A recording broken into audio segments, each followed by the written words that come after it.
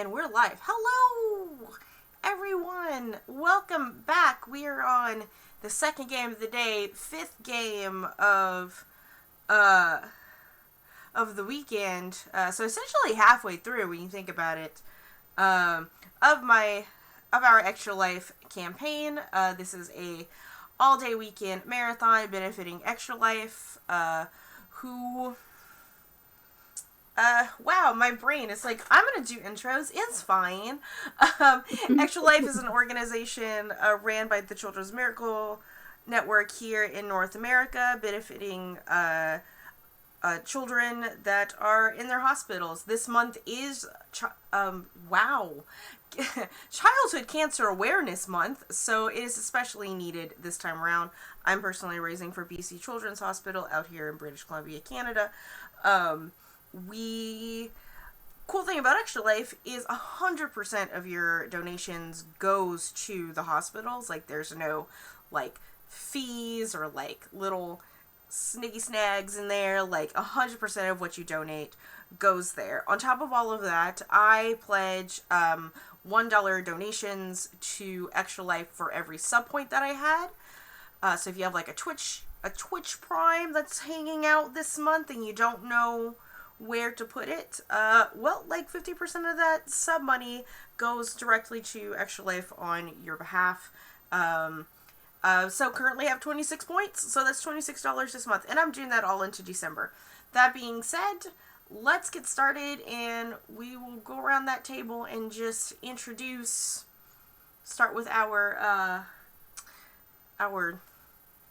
my brain, our storyteller. Let's start introducing ourselves. What is my mouth and my brain do not work today? Go ahead, Anya. I'm sorry. Hi. You're fine. So, hi, I'm Anya. My pronouns are she, her, and I am a pro GM on Start Playing, and I love Candela Obscura, and I'm going to be running a little module I wrote really quick. We all kind of froze. Oh, no. Yeah, it's okay. We're all back. We're all back? Yeah, everything came back. Yeah, go ahead. Continue. Okay. So should I do the donation, mention the donation rewards really quick that are in the chat? Yeah, go ahead. Okay, so our donation rewards specific to this game. If you donate $5, you reward a player with an extra die to add to their dice pool when they make checks.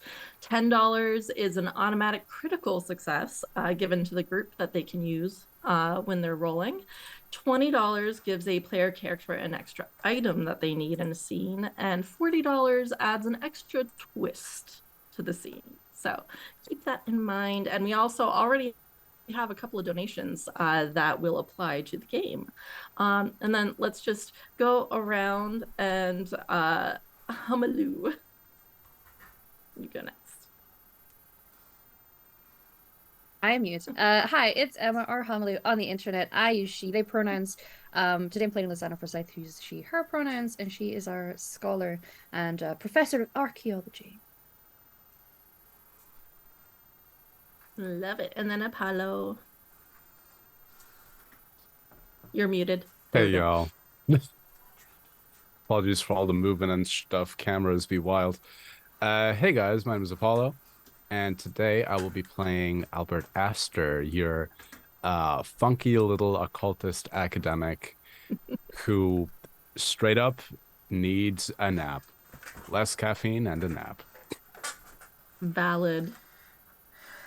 And then, Adrienne, do you want to talk about your character? Yeah, hi everyone, my name is Valor Israel. Today I bring to you Jeremy Stedman.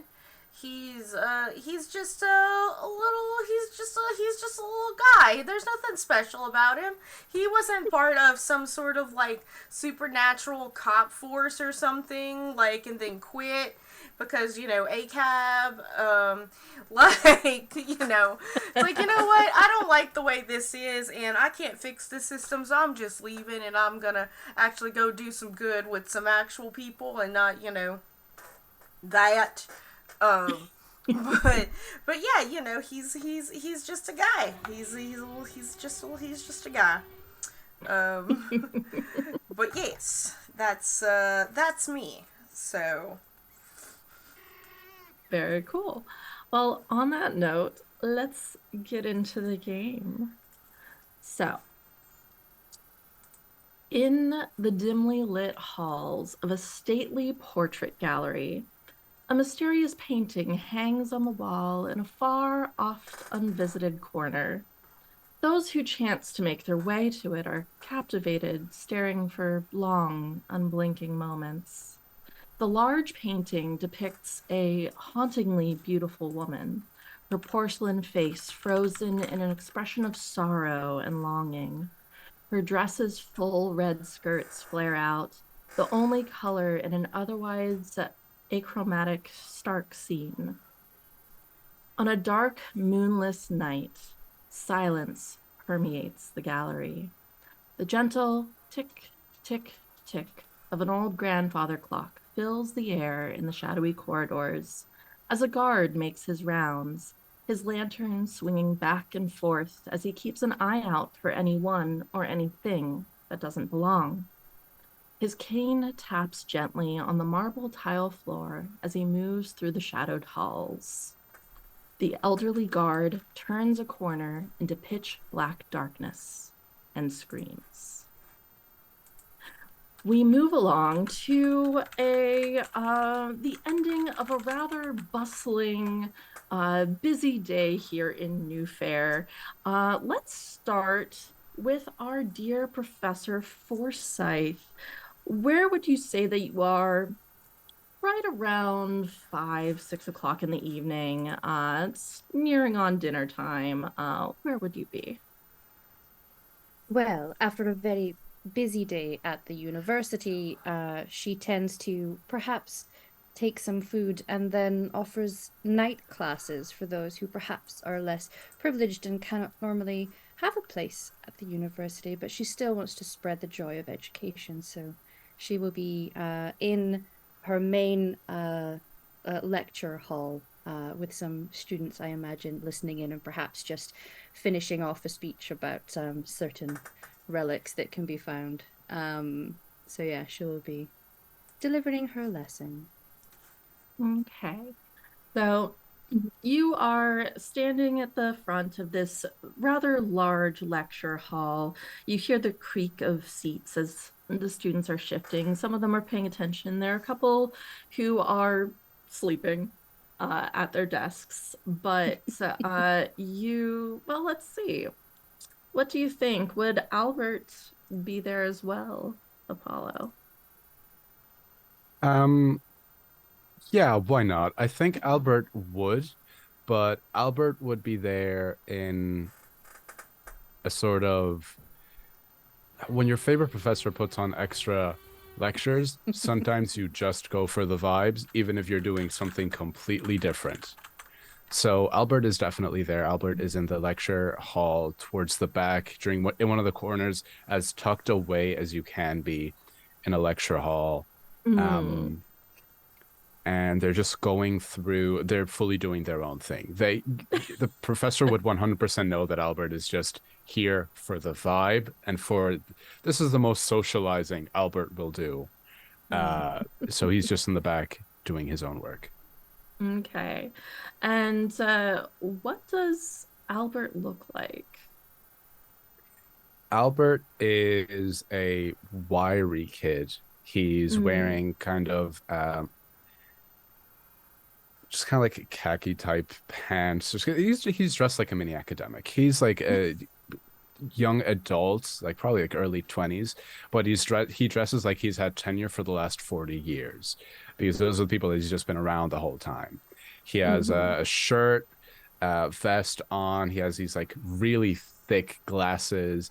Over his left eye, he has an eye patch, and if his face were any closer to the pages of the book, he would fully be inside the book. Incredible. And I did also forget to ask, dear professor, what do Mm. you look like? Professor Forsyth is a well-dressed woman, clearly has some means, but keeps it modest. She dresses very well, often with a jacket on, and she wears high-necked blouses. That or one of those more elaborate lace necklaces, always covering the neck. And she has dark hair that gets held into updos that are sort of, charmingly disheveled sometimes, but always kept up with an elaborate hairpin. And she's got a quiet disposition to her in that she speaks softly, but she knows how to project her voice for the back of the room. Doesn't often smile, but never seems miserable. She just keeps a subtle demeanor to her. Okay. And I'm just opening a character sheet in my browser so that I can reference things during the game, because relatively new system, Extra still learning lifetime all of the Lego.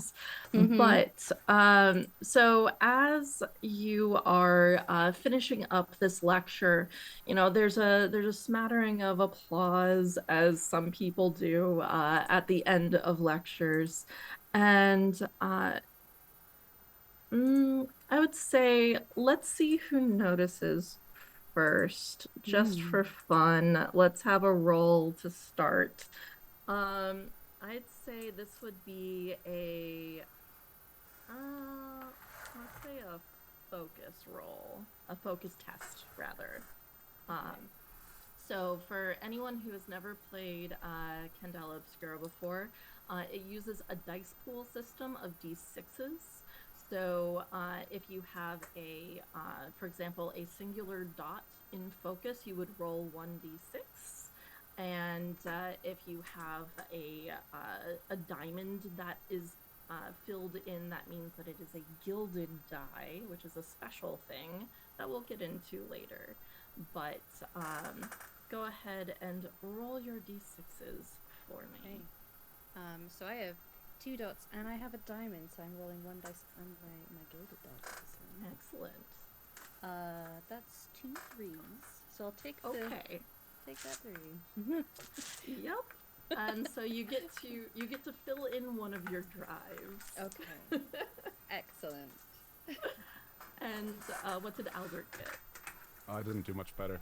I also have 2 die, one of them being a gilded die. Okay. I got a 2 and a 1, the 1 being on the gilded die. I mean, you might as well take the gilded die at that point. Yeah. Yeah.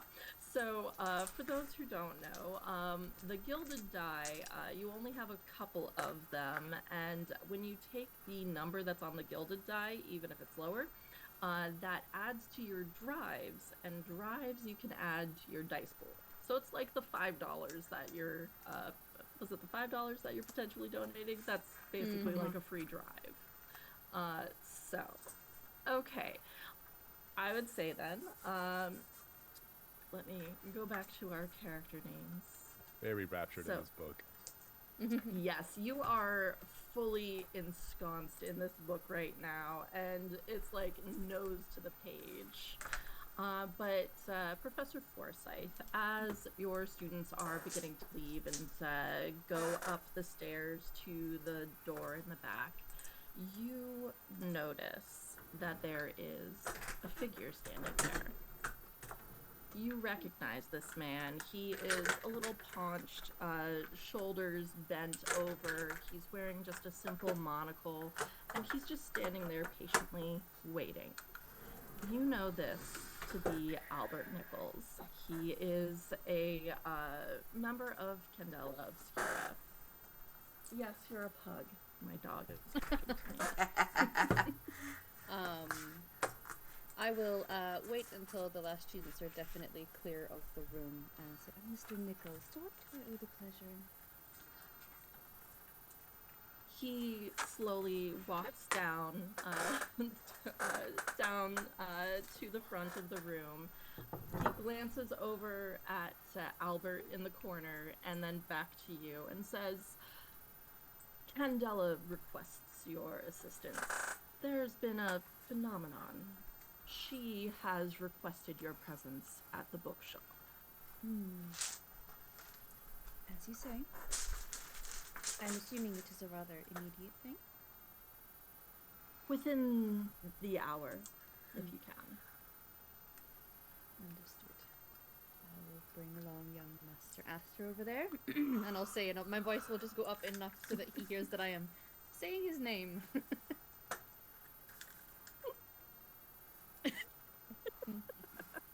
Thank you, Mr. Nichols. Quite right. Be quick about it. This is urgent. Of course. But what isn't with Lightkeeper Minia? To be early is to be on time. Quite right. He just gives you a nod, walks back up the steps, kind of tilts his head at Albert, waits for you to respond to him. In the breaths that he takes between sentences, just like scribbling, just goes back down. He just shakes his head and continues on back out the door. We shift over to Jeremy. Now, where would Jeremy be around dinner time? Oh, well, around dinner time, Jeremy's probably found the closest pub because, dinner, he does not make himself. But you know what? A good fish and chips never hurt nobody. Yeah,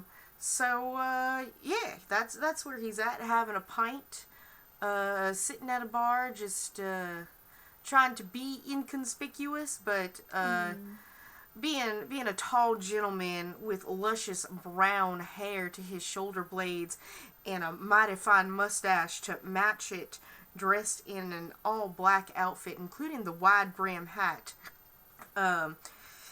He might not quite be as inconspicuous as you would think.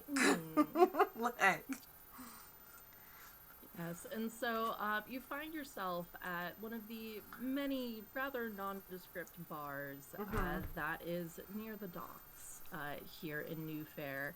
There is a rather small stage where there's currently a magician putting on some kind of act. You can't quite tell what it is.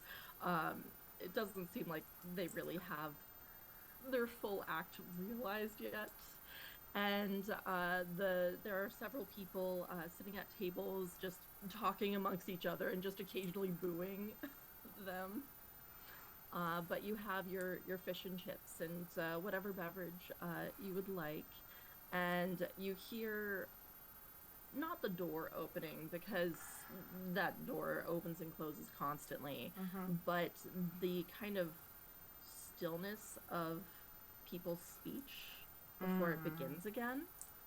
And you just glance out of the corner of your eye and you see that same figure of Mr. Nichols, very much out of place in this kind of bar. He's just kind of glancing around before he spots you. I would even say before, we don't need to exchange words here. I down my whiskey. I put a couple of shillings for the barkeep. Get my last chip, and I just saunter on over to him. And he relays very much the same information, just kind of murmuring it into your ear, so as to not, he's looking around, seeing if anyone is listening in on the conversation, but says, she has requested your presence at the bookshop. It is rather urgent. Oh yeah? Is it like I need to immediately go, or can I use this here loo first? Kind of urgent. What's the urgence of urgence? I need it. And I think he realizes that this is very common for Jeremy to do. I'm being kind of a shithead. Mm-hmm. Like, just there's a little smirk on his face, Mm-hmm. to convey that I'm pulling his leg. I understand how urgent this is, but it's really, really fun for him to explain it to me. He raises an eyebrow at you, and the monocle slips just slightly. And he says, "You know how the Lightkeeper is about her bookshop. Oh, so I I would can't recommend take a shit, is what you're saying. do it now Mm. and not when you're there." Hi, Marty. Sorry, I have a visitor in my room. Sorry, I'm cat sitting. he just snuck on in. Like, I was like, I tip my hat to him, and I'd be like, I'll be there in half an hour. I have a pocket watch that I pull out my waistcoat. Half an hour. Yeah. Very well. Mhm. You know how she is. Best of luck. Thank you kindly. Mm-hmm. So, you I all don't know... actually go to the bathroom. I just take another shot of whiskey. So, you all know when Nichols says the bookshop, that he is talking about the Reader's Creed. It is a bookshop that is owned by Lightkeeper Minia, who puts you out on assignment. And it is in the heart of the Varnish, which is essentially like, think of the Champs-Elysees in France, kind of in Paris kind of vibes. It is very much the rich touristy area. It is where the rich people from the Eves go to go out to dinner all the time. And it is where tourists to New Fair go and spend all of their pretty money. And so, depending on who you are, it might kind of give you a little bit of an uncomfortable vibe to go there. It's not a place that people tend to go if they don't have the funds. So sometimes people can certainly stick out.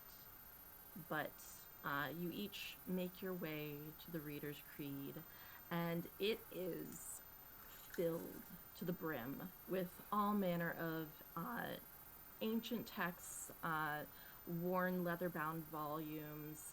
They are scattered in a way that looks chaotic, but makes complete and perfect sense to Lightkeeper Minia, who you find, whoever is first to arrive, standing high on a, oh, hello, bug.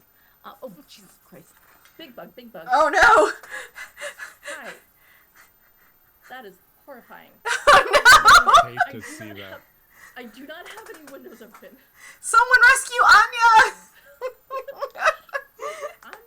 I'm going to... At that point, you just gotta burn the house. Like, Well, that's it, everyone. Thanks for coming to the stream. a massive bug. No, we're fine. I'm gonna just ignore it and keep going.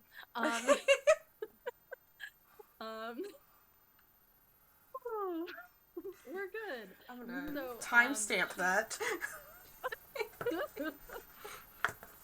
She was standing on a ladder, very much like a la Belle from Beauty and the Beast. Standing tall on a ladder, like reaching out to grab something. You see a woman in her, probably around her mid-30s. She has darker skin, and her hair is curled and oiled and pinned up meticulously to perfection. She glances down. The bug. She glances down at you as you enter into the bookshop, and you see her piercing, pale green eyes as she looks down and says, "Right then, I see that you've got the message." And she closes the book that she was holding and brings it down carefully with her down the ladder. I imagine Lozano would have definitely arrived first, but with Aster in tow, and so does that thing where she's trying to train him into how to, be in society. So we'll stand and wait for him to open doors. So he might have been the first one in, but as she enters, she will give a proper curtsy. Allow to keep her Minia. I trust there is something afoot. Quite right. Let us wait for Jeremy to get here. I do not want to start without him. While you're having the polite pleasantry introduction, when we walked in, you definitely saw that Albert's whole demeanor, just a sigh of relief came over him. Being outside and like, hey, this is where the rich people with money come, is like, oh, no thank you. Just holding his bag of books, I think, so tightly to his chest while you were all walking, while you were both walking, hunched over, just the general creep behavior of like, I do not walk in public. Why am I doing this? The second he's in, he's just sigh of relief, straight to the bookshelves, just going through to see if there's anything new. I would not touch those books over there. Excuse me. Anything new? Anything new coming? Nothing for you at the moment, Albert. I will get to you in a second. Okay, because I did find some references to some angelic seals that I'd never seen before. If I could just cross-reference them. Would you happen to have anything on the art of binding demons here? No.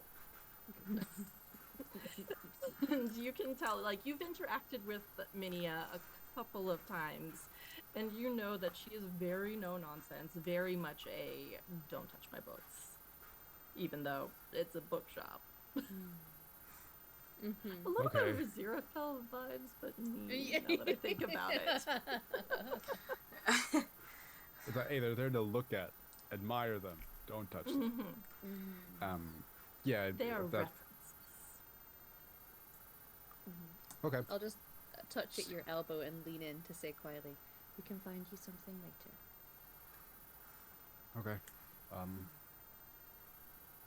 I didn't say hello. Hello. How are you? Was that good? I'm not. Yeah. Okay. She just sighs and rolls her eyes at you and hands you the book that she was holding. Go over there. Yes. Scurries away. Yeah, I'll look to like keep her and be like, he is easy to distract when you need him focused on something. Well, I am still intrigued by you bringing him into the circle, but he has his uses. His mind is a wonderful thing. So you say. If a little eclectic at times. I'd say that that's probably more accurate. Meanwhile, Jeremy will politely saunter in, immediately acknowledges, sorry, what is her name? Lightkeeper Minia. Lightkeeper Minia. How does she like to be greeted? Like what's her title? Yeah. Lightkeeper, ma'am. Tilt my head. Look over at Lasagna, ma'am. And I look over at Albert. And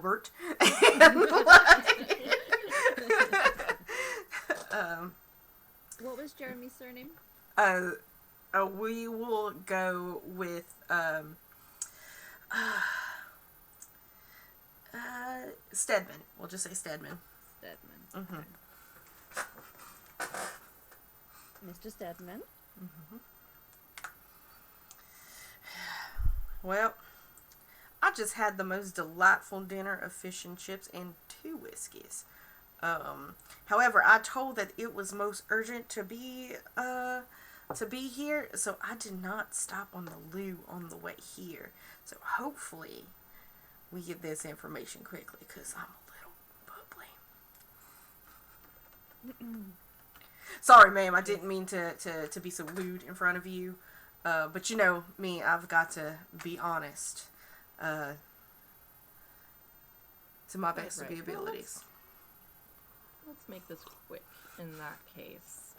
And she just glares at you and looks at the table where there's more than enough chairs for everyone to sit down. Yeah.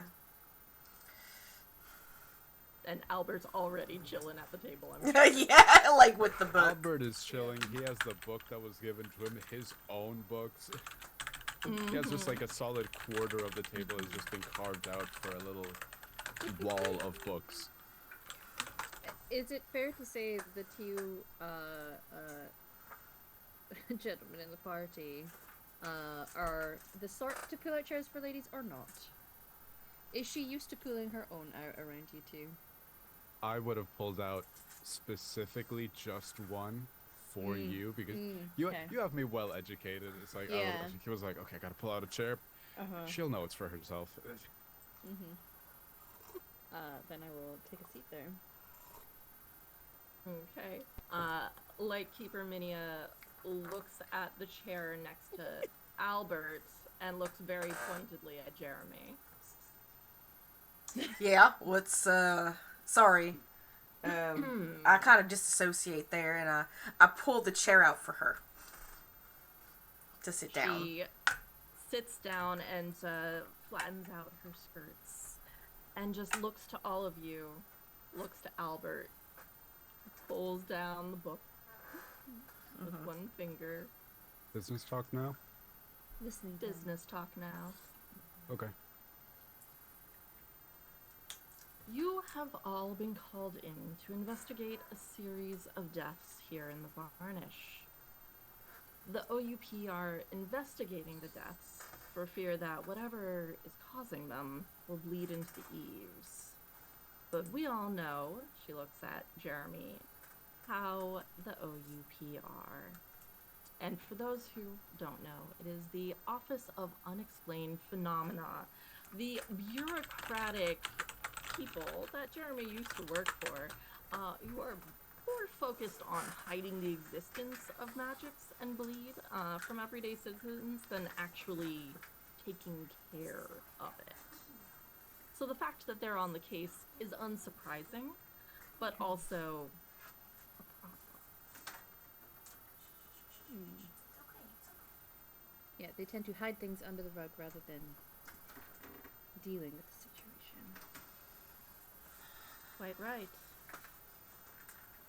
There have been 3 deaths thus far, and it wasn't until the latest one that it was brought to our attention, like Keeper Minia tells you. The first was 3 nights ago, a security guard at the New Fair Portrait Gallery. He was found as a mere husk, only recognizable because of his uniform and ornate cane that was found broken near his body. The second death was a homeless woman who was also in the Varnish where they normally discourage their presence. She had a similar cause of death. And the last one occurred sometime in the last 2 hours. Amala Sadi, the owner of the New Fair Portrait Gallery, she was found behind the pestle and mortar. And it's because of her death that the OUP has finally decided to inform us of this situation. I see. Unfortunate situation. I think Albert has just been writing down notes of all the details. You mentioned the chain of the first murder. Were the others found with any similar, not accessories, but any similar adornments? Details? Yeah. Thank you, Professor. Sorry, what was the word? Adornments. Thank you, Jeremy. I'm not a professor, but I appreciate you thinking so highly of me. I do have the education to be one. It's just not my job description. Indeed. Adornments. Any What do you mean? items found along with the body, or So, the guard had his cane. He walked with the cane. So, the fact that it was broken next to him is intriguing. It means that whatever it was, he attempted to fight back. Mm-hmm. The homeless Corporeal. woman, nothing that I was told. They apparently didn't care enough to actually look into her unfortunate they death. never do. Indeed, they don't. And Amalasadi is fresh, new. They're still on the scene of the crime at the moment. Apparently keeping guard, but you know how they are. They're probably tracking bleed all over the city at the moment. No doubt in their clumsy fashion. Can we see the body? Well, of course. She's behind the pestle and mortar still.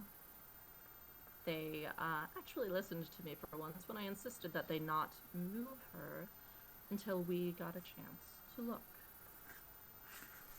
So, I need you to find whatever is causing these deaths and put a stop to it, whatever it may be. Can you do Of that? course. You can rely on us. Absolutely. Very well, you have your assignment. I will be here should you need me. Thank you, Lightkeeper. Find whatever it is. Stop it, destroy it, bring it to us, whatever the case may be. Be careful. It's already killed 3 times. Let's make sure there's no fourth, shall we? Indeed. An aggressive one is always troubling. Shall we? Tilt my head. I make sure I get ahead of Lasana so that I can keep the door open for her. But then I just go after her and make sure the door closes for Albert behind us because he can open it himself. Walks into the door. Into the door. And Lightkeeper Minia pulls the book that she handed to you when you entered. She pulls that book away from your stack as you were about to take it out with you. So sorry. I'm so sorry.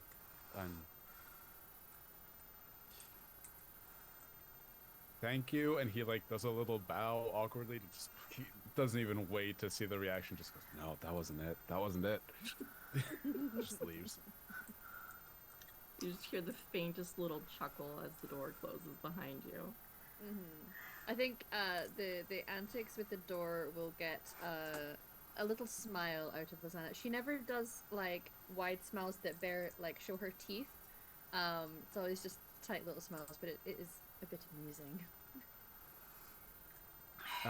Are you alright, Jeremy dear? Me, I'm fine. Oh. Are you sure? Because you've had consumed whiskey tonight, yes? Oh, listen, I've got a pretty high metabolism, so I process the alcohol quite quickly. Not to mention I had some fried food with it, so the fat sort of combobulated with it. Yeah, I just had 2 shots. It's all right. I would have had more, but we've got dead people to investigate. Got a fresh one. Not even on ice yet. So, do they put them on ice here? It depends on the sort of injuries that a body might sustain. Sometimes it's useful to try to refrigerate the body. Sometimes it's not really the best move. I wasn't part of that conversation. I'm sorry. No. I imagine you walked Oh, it to that yeah. conversation. It's We're like, a circle, dear. And we're part of every conversation.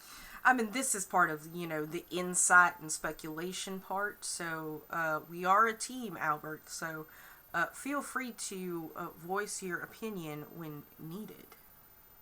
I'm just thinking we might be dealing with something that has a higher level of intelligence than just something random. Is that My so? concern. What, without any evidence, what gives you an idea that you're convinced of such of a notion?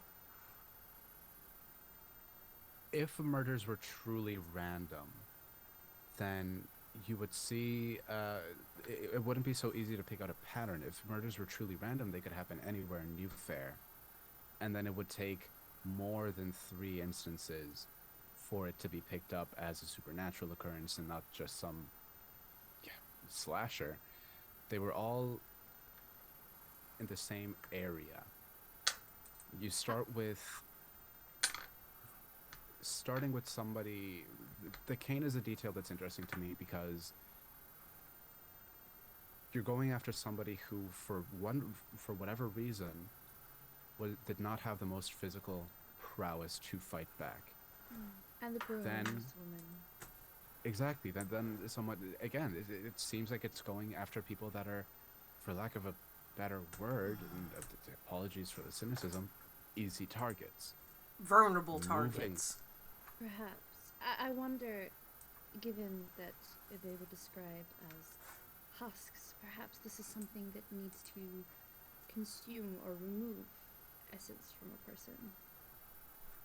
Could Like definitely it's be just done. these things. Like a psychic vampire. Yes. Isana looks uncomfortable. Mm-hmm. Perhaps, yes. It could be something of that Yeah, nature. What trips me up is why go from going for very easily invulnerable targets to someone who works at an art gallery, someone who, if not coming from an affluent background, is surrounded by those of an affluent background. Well, just because one is not affluent does not mean that they are not vulnerable to attack. Yeah, storyteller. Do we have an awareness of who Amamasadi is? She's the owner of the Gallery. Gallery. Might What? I have encountered her at some point? Are you someone who frequents galleries, would you say? Galleries and museums are something of an interest, both in the family and given the archaeological nature, artifacts, objects, and such. So you would know that the New Fair Portrait Gallery, given its name, sorry, I'm eyeing this bug. Fair. I literally have my Bugs hand and in my cats. foot in my hand right now. La chancla ready to go. Yeah. But you would know the New Fair Portrait Gallery, given its name, exclusively deals with paintings. Yes. And I would say that you would know that she has a little bit of a competition with the owner of one of the other galleries, the Alzarin Gallery, which tends to have a mixture of sculptures and paintings, and allegedly has them imported from far away and otherwhere. However, in the invite-only circles that you have been a part of, or at least heard of, you know that that gallery owner pulls things in from Old Fair. Things that aren't necessarily supposed to see the light of day. So basically what we're seeing is the equivalent of British archaeologists going into Egyptian tombs when they're not supposed to. Kind of. Gotcha. Old Fair, you would know, and for context, for historical context here, Old Fair is underneath.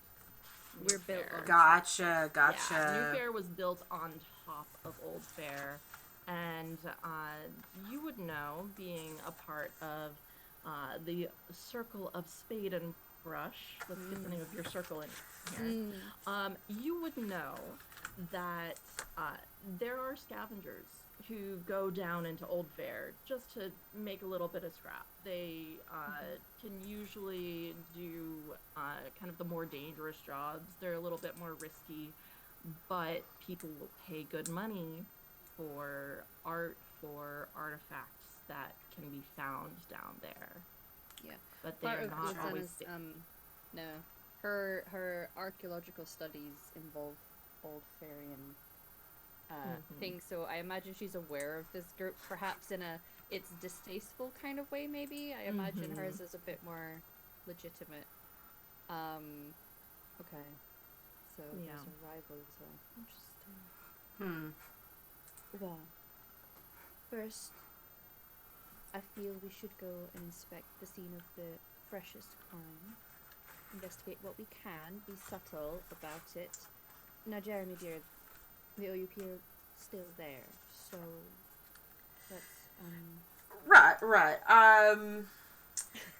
So out of character, real quick, because I left this organization, what would you say, like, is, like, a relationship with a defector?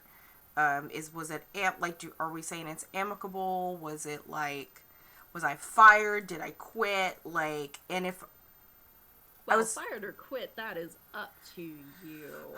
But it's not like they would be, like, shoot on sight. It's you, one way or another, left your previous employment and have new employment. Okay. I would say that, well, after the last incident where my partner was, decomposed, by being decapitated, in an incident with a Cyclops, I have decided to be employed elsewhere, and that is, I did put in my 2 weeks notice, but like, so relationships, it might be a little awkward, nothing too terrible. Yeah, it'll be a bit awkward, especially if I have like an ex or two hanging out, but we should be fine. Okay. But I don't think so. I don't think so. I don't have very many of those. Perhaps we could utilize the fact that you have connections there. You could talk with them, see how things are going, catch up. How's the wife and kids? And we can do our thing while they're distracted. Yeah, I could do that. I trust you.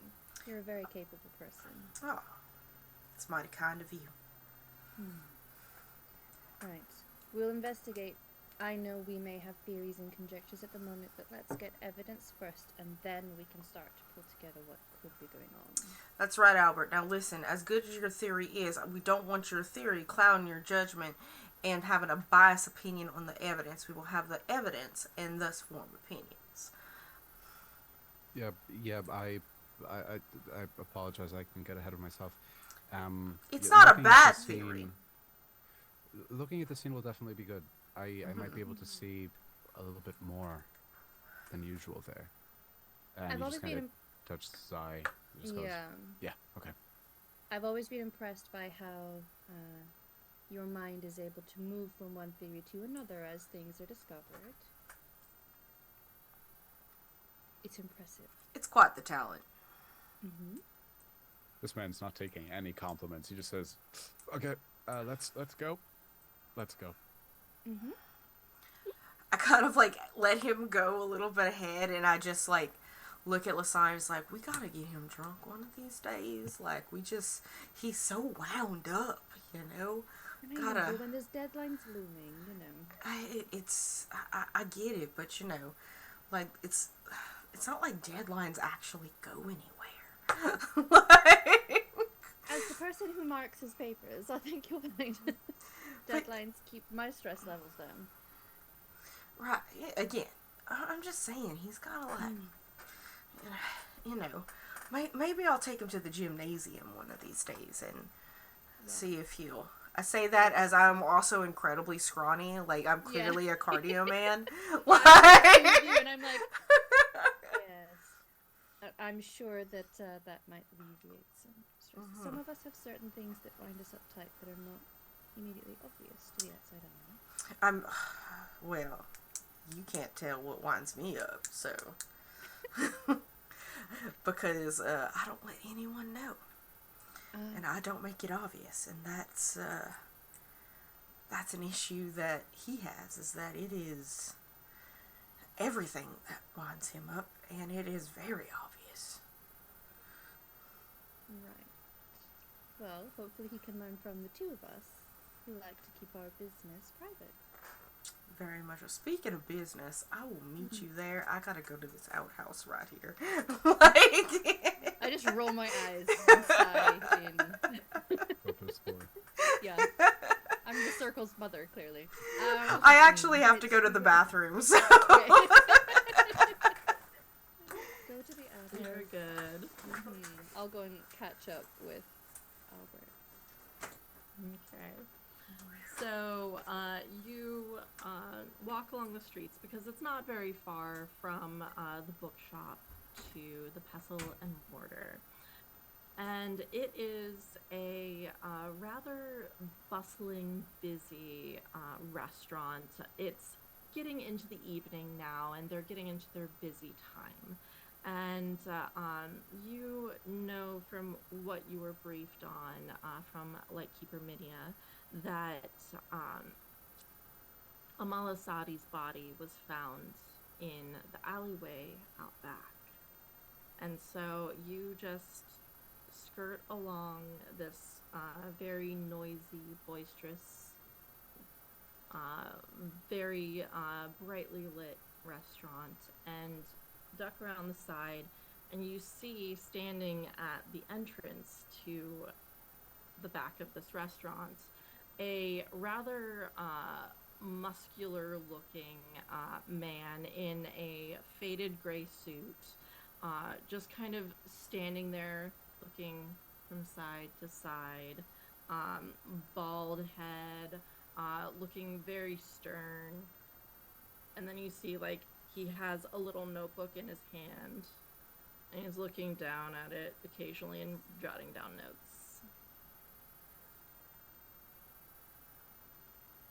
Well, Albert dear, I believe he may be one of the OUP.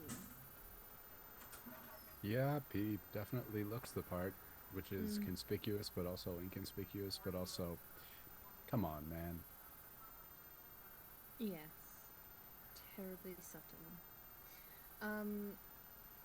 Is he standing at the... Because her body was found down a back passage of the Morton Pestle? Okay. Yes, and the OUP actually contacted Lightkeeper Minia because they don't like working with Candela Obscura, but it's reached a point where they realize that they don't know what to do It's here. necessary They can't contain like they like to do. Outsourcing. I will stride up quite confidently and give a tight but polite smile. He snaps the book closed and tucks it away in his lapel pocket. It's a rather small little notebook. State your business. I believe you are expecting some company for assisting in your investigation? He glances up. Yeah, she doesn't you. name Candela Obscura because I'm aware that we are secret organization and technically we are out in public right now, so keep it mum. Yes. Just for fun. Because why not? Roll a sway test for me. Okay. Where's my sway? Oh, I have 2 for sway. Okay.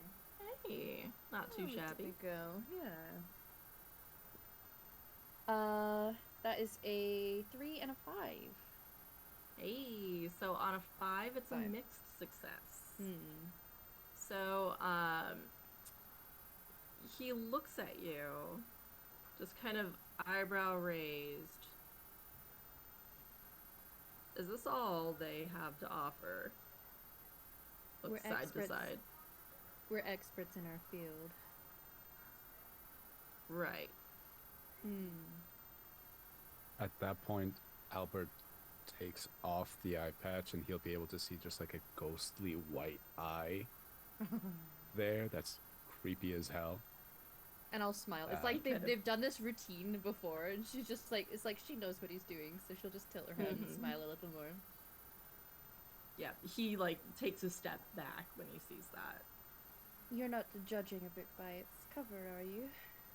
Perhaps that's why we're unable to figure out what's going on. Right. Okay. You have 5 minutes before we take the body away, so hurry up. Yes. Thank you so kindly. What's And he, your like, name? He tilts his head at you. Peter. That's a fucking lie. Do you want to see if you believe him? I'd like to. Go for it, Albert. Let's see. That would be a read test then. Go ahead and 'cause I'm roll a like- read test for me. Because Albert's like, I know what it looks like when people lie. He's not good at that. Actually, no, he's great at that. Those are 2 ones. I've never believed someone more in my life. Fine No, name. Peter is absolutely his name. 100%. He absolutely looks like a Peter. He does look like a Peter. Like, he has the head shape of a Peter. Fair enough. Yeah. I'll give And, a curt nod of my head. Thank you kindly. He just sighs and is like looking at Albert without trying to look at Albert, and goes back to his little notebook and is like jotting a couple things down. Meanwhile, the pair of you are able to easily go into this alleyway here, and you see just the general refuse of a restaurant, perfectly normal. But you step further in to the alleyway here, and you see very quickly that the way Lightkeeper Minia described the bodies was very accurate. It looks as if Amalasati was completely drained of life. She is wearing all of her many bangles, the rings on her fingers, the necklaces. She is wearing like a deep burgundy dress that just swoops down and around her. And her expression, if you can call it one, is one of fear, but dried out as if in the midst of screaming. Disturbing. I would. No, you were talking first. You say. Okay. I would like to inspect the body first with a visual glance, I suppose, just to do a bit of an inspection. Okay, so I would say that this is a survey test. Okay, survey. Survey says? Survey says, ooh, 2 and a 6. So that I will take the 6, please. I mean, yeah. Not the 2. So, first of all, describe to us how you inspect this body. What, do you have any gadgets or anything like that? What are you doing here? I feel like initially the inspection is visual at first, checking any points of exposure, so hands, wrists, face, neck, for any marks. And then I feel like to kind of wrap into what she is doing, I think we all have that out. We'll use a bleed detector perhaps to see if there's anything on the body, and then perhaps even beyond the body of evidence of bleed. Okay. So, first of all, just a note about items with Candela Obscura. You, in the moment, choose your items. You can have up to 3 in an assignment. And so, in this moment, you have a bleed detector. So just mark that on your character sheets. And yes, don't contaminate the crime scene, as someone says in the chat. So you look over her body first, and you make a note of these things. And with that 6, I'll tell you, it's very clear that this is not a matter of someone draining her to steal her stuff. Everything is still there. And so then you take out your bleed detector, and everyone's is a little bit different. Please describe what your bleed detector looks like. Oh gosh. I wonder if see, trying to match the technology levels. Perhaps something akin to Geiger counter, which was around at the time, something that can create both a visual mark and a sound when bleed is detected. That can then be used to, it lets you know if you're getting hotter. So it's probably a small handheld device, something she can keep in the big pockets that you get in the old sort of like Victorian era skirts. So she'll just kind of pull it out of there and activate it and just use that for gloves on, of course, because it's an archaeologist and you have to have gloves before you touch things. So, indeed you do. And so you pull out the bleed detector, and as you are going over her body, it's very clear that there are residual traces of bleed here. Something from beyond the flare that has come out and affected her in some way. And as you are scanning over her body, the bleed detector picks up a blip. And you look underneath one of her hands, and you see what looks to be paint splatter on the ground beneath her. It's dry, whatever it was. But that's odd. okay. And what color is the paint? There's a smattering of blacks and reds and grays. And this is where the blip happened.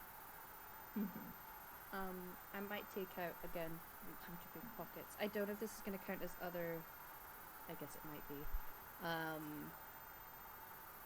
Would it count as small main legends? Maybe just something to do scrapings. I don't have to take the whole thing, but enough to have a sample in something and just do a little bit of a paint scrape to at least have something in case we need to.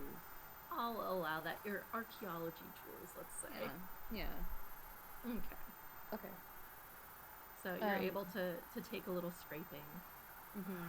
She won't verbalize what she's found because she's very aware that Oyuki are nearby, but she's going to kind of lock eyes with her two companions to kind of show them they'll know what her device looks like because we've worked together before, and just give a little nod of the head as I stand up. Yes, and Jeremy, you did follow shortly behind them. Yes. I had to go get some hydration too because my body was like, "You need water." Yeah. And so that's why I took a minute. Hydrate or die straight. Hydrate or die. God, no. So she'll have Not done risking that, it. and then step back and let her two compatriots do what they need to do. I think Albert is just gonna, as you're doing that, start again thinking out loud, reiterating the things that you have been noticing. Just all her valuables are still on her, so whatever attacked her doesn't really seem like they had the motive of theft, at least from what we can tell at first glance. Albert is looking now, just crouching down close to her face, and just says, this is a look of pure terror.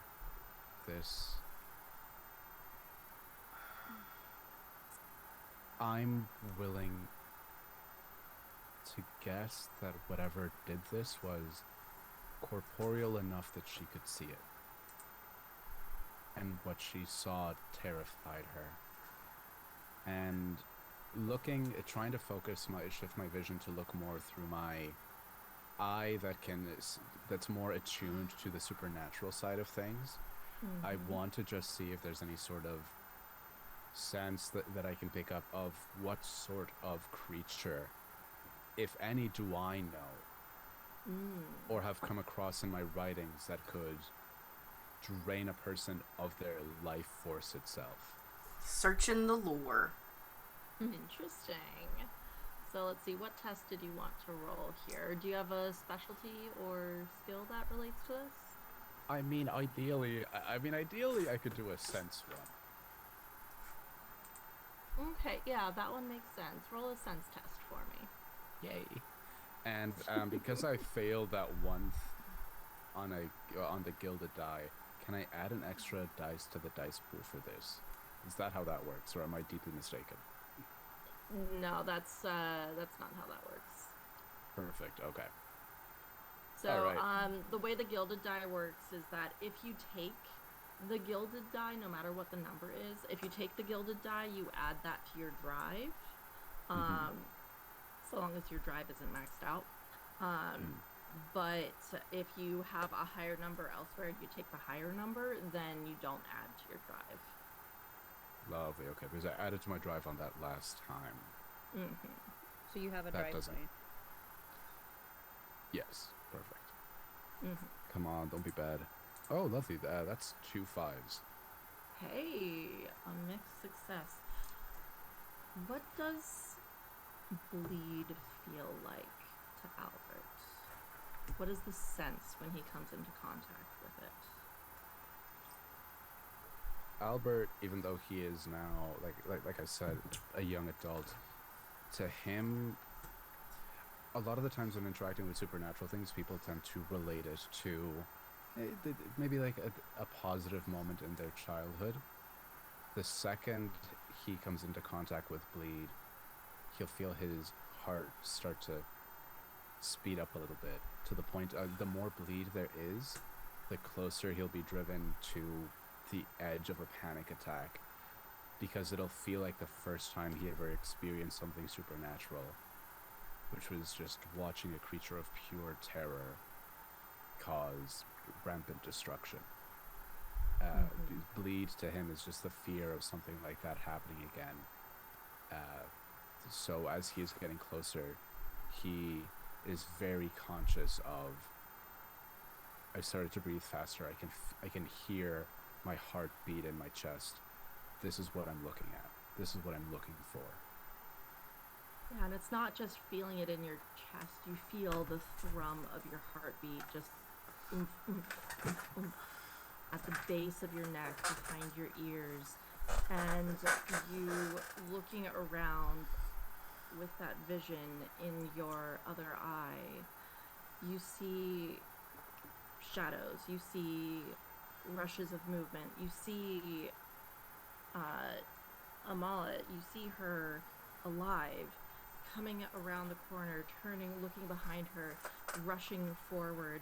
You see movement in the shadows. It doesn't make sense. You see a flash, a screaming face. You see a woman, porcelain skin, just lunging for you, just screaming, and then you snap out of it. As best as I can, I'm just going to... okay, Professor. She could see her attacker. We're definitely corporeal, but I don't think hands were actually put on her. If that makes sense. Yes. I mean, the life has been drained out of her. A woman with porcelain skin is the last thing she saw. Interesting. And the skin looked odd to you in a way that you can't quite place your finger on. Uncanny. She was,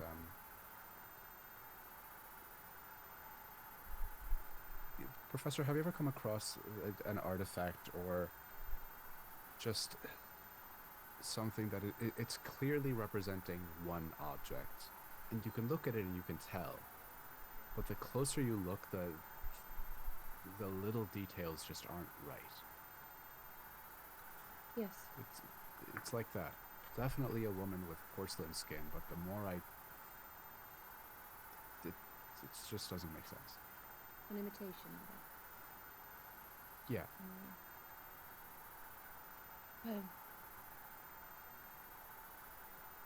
I wonder if it was the sheer fright that did this. We should be on our guard with this, all of us, if we are to track this down. Not only about limiting a victim number 4, but guarding ourselves also. I think, like, as they're doing their thing, Jeremy is within view of them, kind of holding back. But what he's really doing is they're looking at the body and the details on the body. Jeremy is looking for the details of the environment currently. Mm-hmm. Not just, like, if there's anything or anyone that seems out of place, if there is something squirrely happening with any of the other humans present, kind of looking for, like, those clues that are not immediate to our two scientists here. Okay. So for that, I would say either survey or focus. I have a gray diamond in survey, so... Okay, gilded die in survey. Mm-hmm. Searching and spotting, I would say that applies here. Yeah. So, yes, so you have a gilded die, so you're going to roll your special D6. Gotcha. And that is the only die that you're going to roll. The only die I'm going to roll is my special D6. Mm-hmm. Yep. Okay. The gilded die. Alright, that is a beautiful little 6 here with my extra life dice. Hey! Yes. Incredible. So... I don't know why I was rushing all of a sudden, but I was. Well, with that full success, you are looking around. Now, you are the only ones in this alleyway back here behind the restaurant. It is a dead-end alleyway, and that OUP guy, big beefy dude with bald head, is standing at the entrance, kind of keeping guard, making sure no one else comes back here. So you are scanning around, and you noticed previously the professor had taken some paint scrapings from underneath Amala's hand. And glancing around, you notice more of them about 10 feet up on the back wall of this restaurant.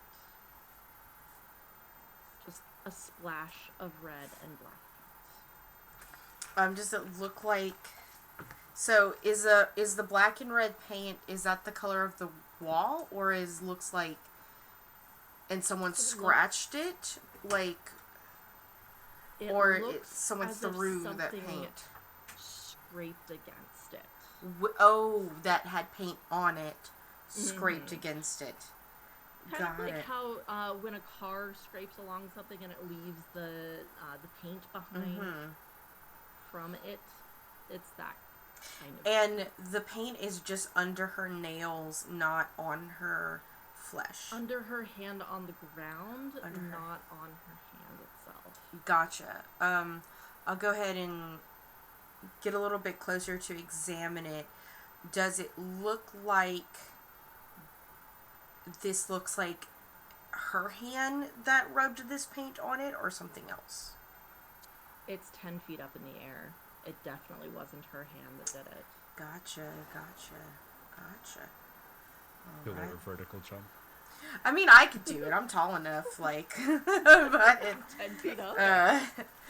But a little high five. Yeah. All right. Before I just pass. Oh. Okay. How many? Okay, so if something scraped across it, how many phalanges does it look like were covered in paint that did it?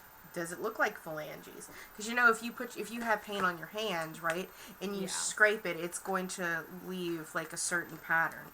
Like what is the pattern consistent of? With that 6, it's not a hand. It's not a hand. No. It looks to be about yay big. Uh-huh. So like 2 heads tall, basically.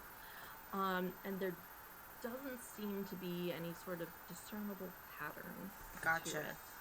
So there's You see red on the bottom and black on top, and the red looked almost black with how dark it was. Like it almost looks like dried blood at first, but it's definitely paint. It's definitely pink, yeah. Interesting. Did you notice something, Mr. Jeremy? Oh no, don't, Mr. don't, Jeremy. Yeah. don't, you can just call me, Jeremy. Please don't use the Mr. in front of it. Like, you're not that much younger than me. You're an authority figure, though. It's Mr. or Professor, honestly. Those are the two I say. That's what I'm telling you is that there's a very specific circumstance of people call me that, and we do not have that relationship. I will try to just say your name. No promises. Thank you. But yes, I did find something up here. A non-humanoid made a scraping motion of red and black paint about 10 feet up. The scrape, what direction does it seem to be? Because I know you described like a car scraping. Does it scrape diagonally up? Like, what kind of? It looks to start low and go up, as if that was the point of impact, and then it goes up at an angle towards the sky. The ceiling? Wow. Interesting. The roof? Unclear. Something agile in a way that is not human. She tried to run before she was got. So whatever this was quicker than her. Most supernatural baddies are. And we're outside the Mort and Pestle, correct? Which is a what type of business? The pestle and mortar. Pestle and mortar, sorry. Because yeah. because they wanted to sound cool. Yes. And so you flip things around, and that sounds cool, right? Yeah. It is a restaurant in the Varnish that you would know because of your background. That a lot of the people at the museums like to frequent. So it's not uncommon to find like the owners of the galleries having a dinner here with some high-end clients and things of that nature. Given that what we're dealing with here is paint, I wonder if we could check in the immediate building here, and then perhaps even beneath their portrait gallery to see if there's anything that has a similar color palette. You do that. I'm gonna talk to our feller outside. Do we think he's more likely to speak to you than us? I can try. I mean, His name is Peter. His name's Peter. He seems lovely. Okay. So, if you feel that you will get good information from him, I think that would be justified. Would you like us to wait, or shall we head inside? We should definitely cover as much ground as possible. So you should trust in your expertise. Please trust in mine. I do. Well, good luck. If you need us, we know where we are. Ma'am. Albert. Yeah. I'm going to, because I know where we're going, and that Albert typically feels uncomfortable in areas that are perhaps a little higher brow, I'm gonna link arms with him the way you would someone that is up here, like he is escorting me, rather than like he's here working for me, or just to help him feel, or give everyone else the impression that he is absolutely here on purpose and with me. Okay. So do you go in the back entrance to the back No. or go around? Okay. Or in the front, yeah. Okay. So you go into the main entrance of the Pestle and Mortar, and you see that there are, and you've maybe been in here once before, because it is a rather expensive restaurant. But you see that there is a bar top off to one side, and just a half dozen tables in here that are all very neatly, carefully appointed, and all completely filled with rather rich-looking people, to be honest. And their conversations don't stop when you come in. They're all just having various conversations. You hear the clinking of glasses, and fork and knife on plate, and the server in a rather nice, very neat suit comes up to you. They have short red hair and just like a very trim beard. Hi, right, hello. May I help you with anything? I'm sorry, our reservations are completely booked out at the moment. Alright, I'm not here for a meal tonight. I am a professor at the Newfoundland University, and when it comes time for graduation, I plan on holding a little event, a soiree for my graduating students. I was wondering, could you possibly just either take me around or we can do it ourselves, just to inspect the layout, see what sort of suitability you have for such things? Oh, well, our We're simply restaurant going here to look is around. That's all. rather small. There's not a lot of room. I would ask that you not disturb our guests, but as you can see, and they kind of gesture around at this rather small restaurant. We certainly have space, but it would be a little bit pricey to book us out for anything. Well, that expense is not an issue for me. And like I said, it's only for my own students, not the entire graduating year, so it would be a somewhat intimate affair. Right. Well, if you wanted to schedule that, you would need to pay a deposit up front, and they start just listing off this information. What are you trying to do here in this moment? She's wanting to, it's an excuse to perhaps getting beyond just the immediate entrance, just to do a little walk. Again, it's okay if he wants to like take us around to show us, but she's looking for any art pieces that are on the wall, or anything that might have similar color palettes, or just anything that seems on the inside to match what we saw on the outside paint lines. Interesting. So I would like for you to roll a survey test for me. Sure. Like, she knows that this one is perhaps not likely, and that we're maybe going to get better luck at the gallery, but while we're here. Survey, right? This is just two dice for this. Is there any way that I can help? Because I would also be doing the same thing. I would either be, I would also be doing the same thing if you brought me in. I'm trying to remember. If not, I can also just roll the same thing. I think I think that it's just if you have a drive, you can donate a drive to her dice pool. Yep, I will donate a drive. Okay. All right, and this we have our circle's ability, right? Whenever you have an ally in a roll, if they don't succeed, you both earn back one drive point of your choice. Interesting. Well, I'm definitely going to use that extra dice because I just rolled 2 ones. Oh no! So I will do that. Okay. Let's hope. Either it succeeds or it doesn't, and you get your drive point back anyway.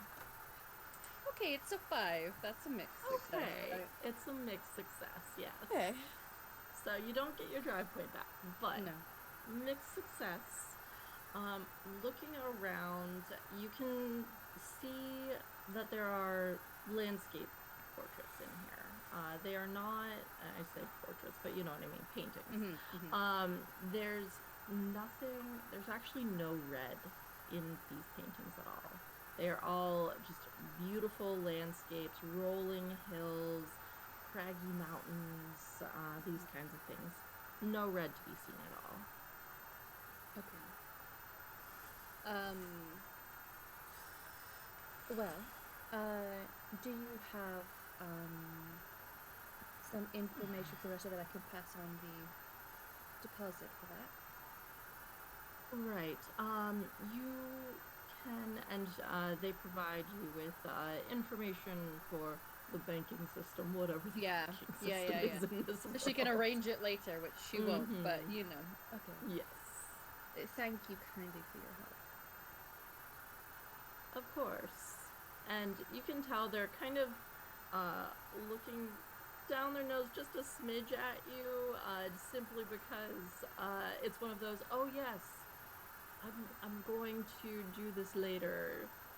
It's alright, They she's eaten here they before. know that She don't vibe. care. Yeah. Yeah, they know that vibe. Oh yes, I'm just looking around. I'm just Yeah. perusing. I'll come back and buy something later. No, you won't. Question. Yes. Yeah, go for it. You can ask your question. How kind of like well known is it that a literal like murder just happened like right outside their door? It is not well known. The OUP is really good at hushing things up. They might not be good at cleaning up, but they're good at covering up. Without giving away too much, Albert has been kind of like head down, trying to use like their fringe is a little bit grown out, so they're trying to use that like very emo kid, trying to hide the eye. They look up so that their white eye just makes dead eye contact with them, fully knowing that it'll just creep them out. They say, a little bit too loud. Thank you for the tour. No doubt business will be appreciated since this area is getting a little bit rougher, as himself and the professor both just turn away. Yeah, I'm gonna smirk at that. We do have a few places to shop around at, and I'll kind of clock him and look down my nose at him and be like, there are other establishments we could try first. Thank you so much for your help. Right. Okay. And they just kind of turn and walk back to take care of other things. And you would all know this, that magics are generally not known by the general populace. They don't know about these things. So seeing Albert's eye definitely gave this person a little bit of a, oh, what is that? I don't understand it moment. Yes. It's one of those like creeping like sensations in the back of your neck, like, oh, there's something wrong here that I can't explain logically. Albert just kind of chuckles a little bit and says, I'll be thinking about that for the next week, I bet. Very possibly. Quite possibly, Albert. But that's subtle. I know, but he was a dick, and like I'm not great at telling when people are being rude, but that was obvious. That was just mean. Oh, very used to working with rich people. It matters not, dear. But I thank you for the defense. Let's go and return to our compatriot.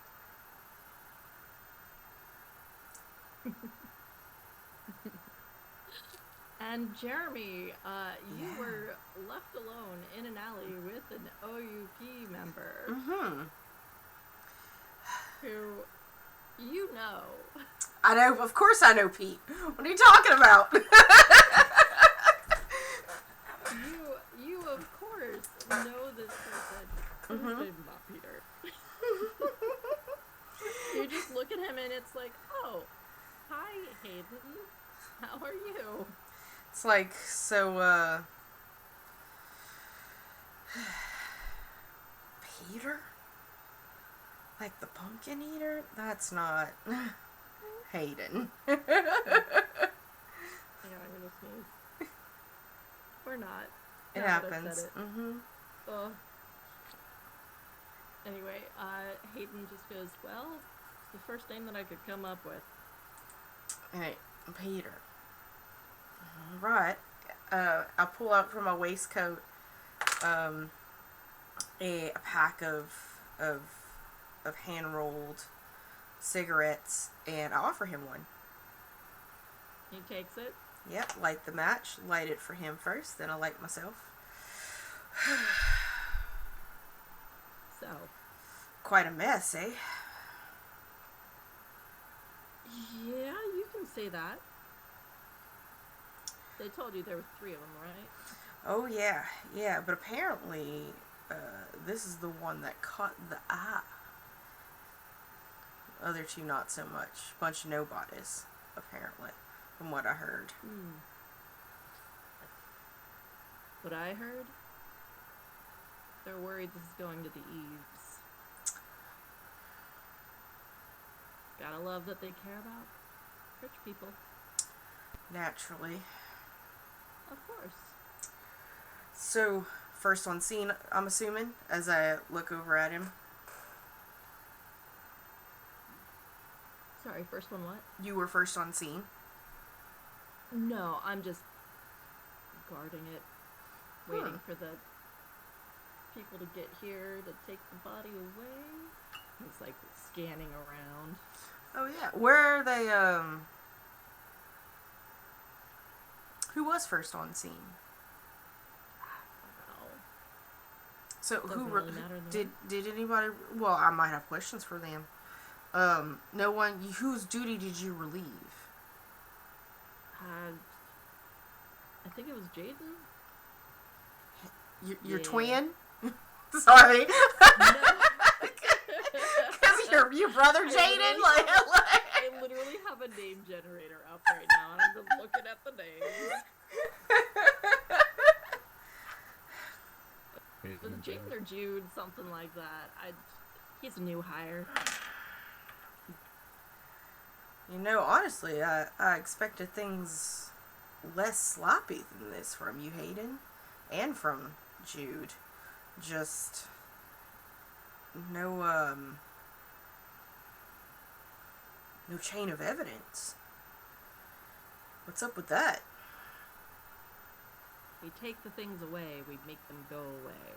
That's kind of the job. Right. Did you notice, or did anybody mention,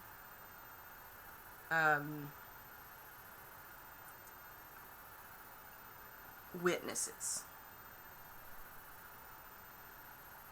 Not that I heard. Can I do a read on him? Go right ahead. Mhm. We'll read test. I'm assuming it's just 1 because I have just a black dot in it. Let's see, I have your character sheet up. Yep, just 1 die. And not my special die. Nope. It's a 4. It's a 4. That is a mixed success. Mm-hmm. So, you get the sense that he is withholding something, but it's not something that he's going to willingly share with you. Mm-hmm. I finish up my cigarette and I stamp it out, throw it in the bin, because littering is for losers. It's like, Hayden, we're on the same side, right? Like, we're 2 sides of the same coin here. Your organization and my organization.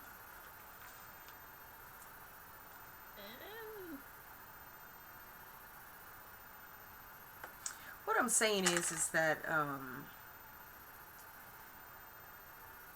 withholding information could result in consequences. Not saying that I would be the one to deal out those consequences. I'm talking about the beasties that are out there. I mean, after all, if you know something, and you do know something, and you're withholding that, what's to say that that is not the tidbit of information that keeps you from being the next victim? or your sister becoming the next victim, or your wife or your child becoming the next victim. I'm just saying is I am not here to hinder. I am here to help. I'm gonna need you to roll a sway test. Oh yeah. What is the, because I see in my cunning I've got the drives that are checked off. What is that mechanic? How does that apply? So the max drives on the bottom there, those four, because I have your character sheet up, those just mean that's the maximum number of drives that you can get. Right. You as a character, however many are filled in on the bottom there, that does not mean that you have those. Gotcha. So if you have put drives in, then you have them. Gotcha.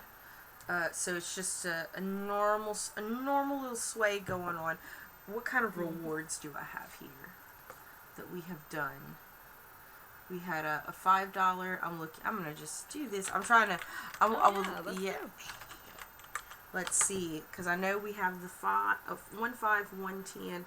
I mean, are y'all cool with me using the automatic crit success here to make this man tell me what he knows? Yeah. Yeah. Go ahead. Let's go. Okay. So you have used your automatic critical success. So what line of questioning were you going through here? Yeah, so the line of questioning was,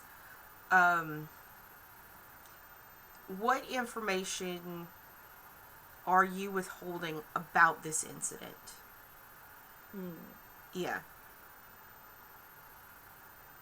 He kind of clears his throat and pulls the notebook out of his pocket and flips to a blank page and scribbles something down, tears the page off, and hands it to you.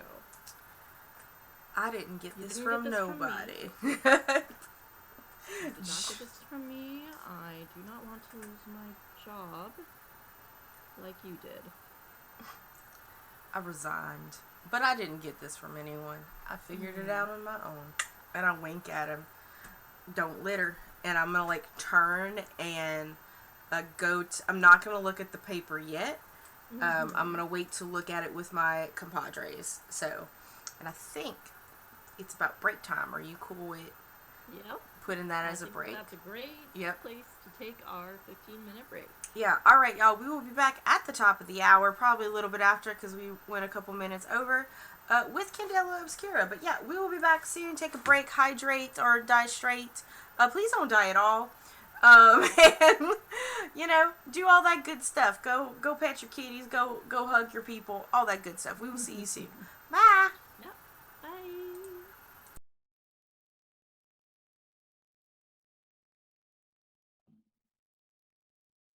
It is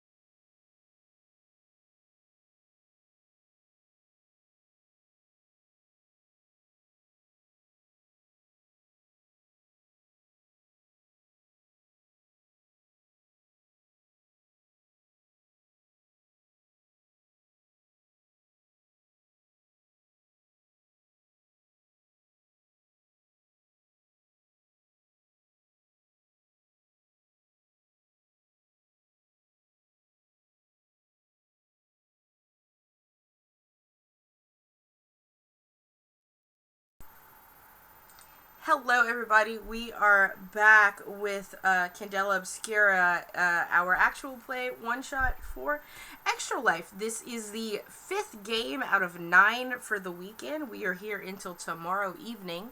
But yeah, this is a charity stream benefiting Extra Life. They are part of the Children's Miracle Network Hospitals, Children's Miracle Network, and all proceeds for Extra Life during this stream and beyond go to the hospitals 100%. If you are interested in donating, I will put that link in the chats. The command is Extra Life in chat. Right there, you can donate there. If you do not have anything to give right now, but you got that Twitch Prime just hanging out, that's cool, because guess what? I'm matching all my sub points tonight, not just tonight, the rest of the year, with $1 donation. So I currently have 26 sub points. So at the end of September, I will donate $26. Let's get that up. But yeah, it's just a little way for you to contribute, even if you might be in a place where you can't. And if you can't contribute monetarily, guess what? You just being here is good enough. And last but not least, we do have rewards, and I will put those up for donations. And I just used a reward for an automatic success to use, and we're about to find out how that paid off for us. Yeah, we're currently at $360 of our $1,600 goal of the weekend or the year, but it'd be cool to get it this weekend. And with that, that's all I got for spiels, and we can just get back to playing because I am having, despite all of my bio breaks, having a great time. So,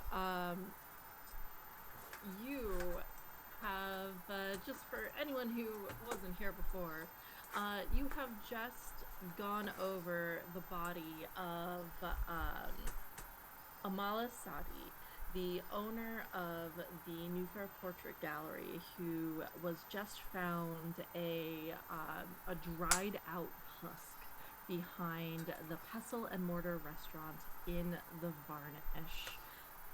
There were trace elements of bleed that were permeating the space, and you found some dried paint under her hand on the ground and seemingly scraped across the wall behind the building here. And Jeremy spoke to the guard set there by the Office of Unexplained Phenomena, the OUP, who had attempted to lie and say that his name was Peter, but his real name's Hayden, and convinced him that he needed to share some information. He scribbled something on a piece of paper in his little notebook and handed it to Jeremy, and Jeremy walked away. And it's around this time that our dear Professor Forsyth and Albert Astor exit the Pestle and Mortar. Yeah. I will approach my compadres, and I will just hold up a little piece of paper, and I was like, I got this from no one. And I hand it to the professor to open up and look at. I figured we'd all indulge in it together. Fine work.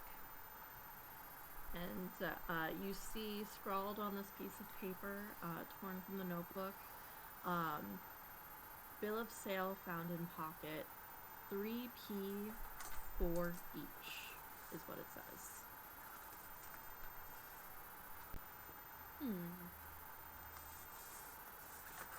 I will pass it around to the others,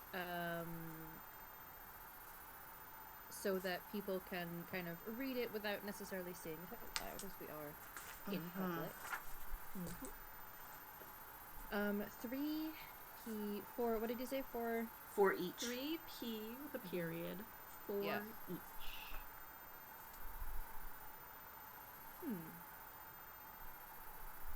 No name of buyer. No name of buyer? Buyer. No name of buyer. Bill of sale, No name of buyer. Okay. Yeah. Bill of sale on her. Okay. Interesting. Well. And this looks like it is perhaps her that...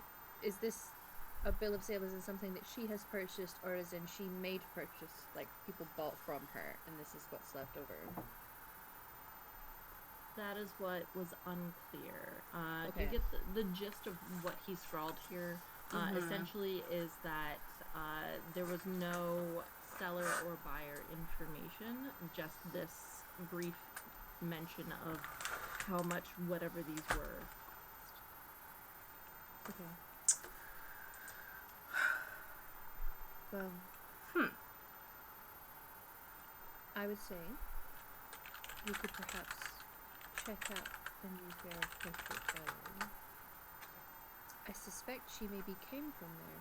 Is there a sensible route from the new Fair Portrait Gallery that would have led here behind the pestle and mortar?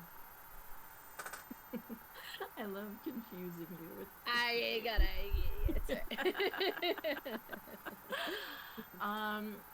There. Sorry, what was the question again? Is there a sensible route? Like, is there a quick route with how close by is the New Fair Portrait Gallery, basically? The New Fair Portrait Gallery is only a couple of blocks away. This is a very common spot for the museum owners and their patrons to go. So, very clearly because of its proximity, as well as being a very nice restaurant. So, I would say whichever, like the route that would make sense to go towards the portrait gallery that she may have gone to attempt to retrace steps. We should head to the New Fair Portrait Gallery and just see what's up. I suspect she may have come here, perhaps. Whether walking Hamley and she was beset inside the alleyway, or perhaps she was running. That will maybe become clear when we see the gallery. Definitely retracing her steps could uncover something. Be mindful of more appearance scrapes that may be somewhere along the route. Question for mechanics. I know that I used my bleed detector whilst we were in that scene, so I have this now for my assignment. Is this something I could have out and open on me as we walk, just in case there is anywhere en route that does a little blip? Yes, absolutely. You might have to be discreet about it, because strange objects around people. It's kind of like having a metal detector out. Yeah. I will endeavor to have it in my hand, but my hand inside my aforementioned large skirts that they had. Listen, I'm just saying, fashion back then with the size of pockets they had built into those skirts, we should have that in modern fashion, because that's absolutely. And just to obscure you a little bit more, I would make sure to be escorting you on that side. Thank you kindly. And I'll just be generally creepy. Yeah. So if anyone looks our way, it's you that they're looking at. If anyone looks at me, I'll be with a notebook out, just going over recitations in some dead language. You know what? For fun, I want everyone to roll a hide test for me. Ooh. Why'd I open my mouth? Because sneak, distract, sleight of hand, that applies to everything here. Okay. So, Rosie, for context, that is, you have one gilded die and one regular die. Gotcha. And I have nothing, so I'm rolling twice and taking the lowest. As I have no skills with hide. I rolled a 3. Okay. Yeah, I rolled 2 3s, so that'll be a 3. I rolled a 6 on my normal and a 2 on my gilded. I would recommend not taking the gilded die in this case. Okay, then yeah, I'll take the normal dice. Bye, I love you. Mwah. Sorry. Incredible. My skirt beeping away. Hey, your skirt is beeping. I'm straight up summoning demons in the middle of the street. Yeah. I'm just like rubbing the bridge of my nose. Like, And luckily, because you have Jeremy with you, Professor Forsyth, you are Yes. able to kind of mask the beeping of your. Yeah. I start protector. whistling, like.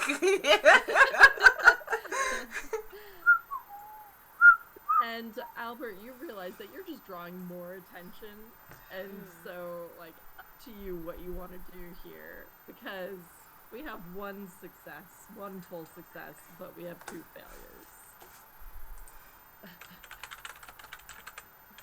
You Actually, think he does not have the social awareness to know that he got louder?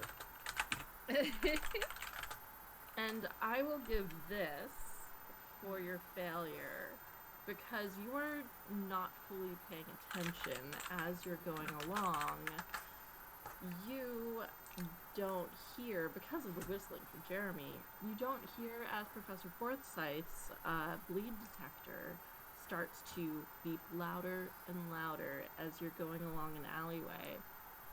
And you rub up against the wall, and you feel this shiver down your back as that oomph, oomph feeling again, that pressure of your heartbeat goes stronger and stronger, and you feel this scream reverberate through your head, and you're going to take a bleed mark, which I have not done yet. So take a mark in bleed, and what does this look like as this kind of energy comes over you? This is a little the question to the GM. Yes. Hello. Because I am a weird little guy mechanically. Yes. Just a weird little guy. I'm a weird little guy. One of my abilities is weird is let them in. Whenever I take one or more bleed marks, I may also gain additional information about the phenomenon that harmed me. Yes, you may. Lovely. So do you want me to say what the bleed looks like first, and then we can get to asking questions? Yes. Lovely. Yeah, this isn't a scar. It's just how does bleed affect Albert?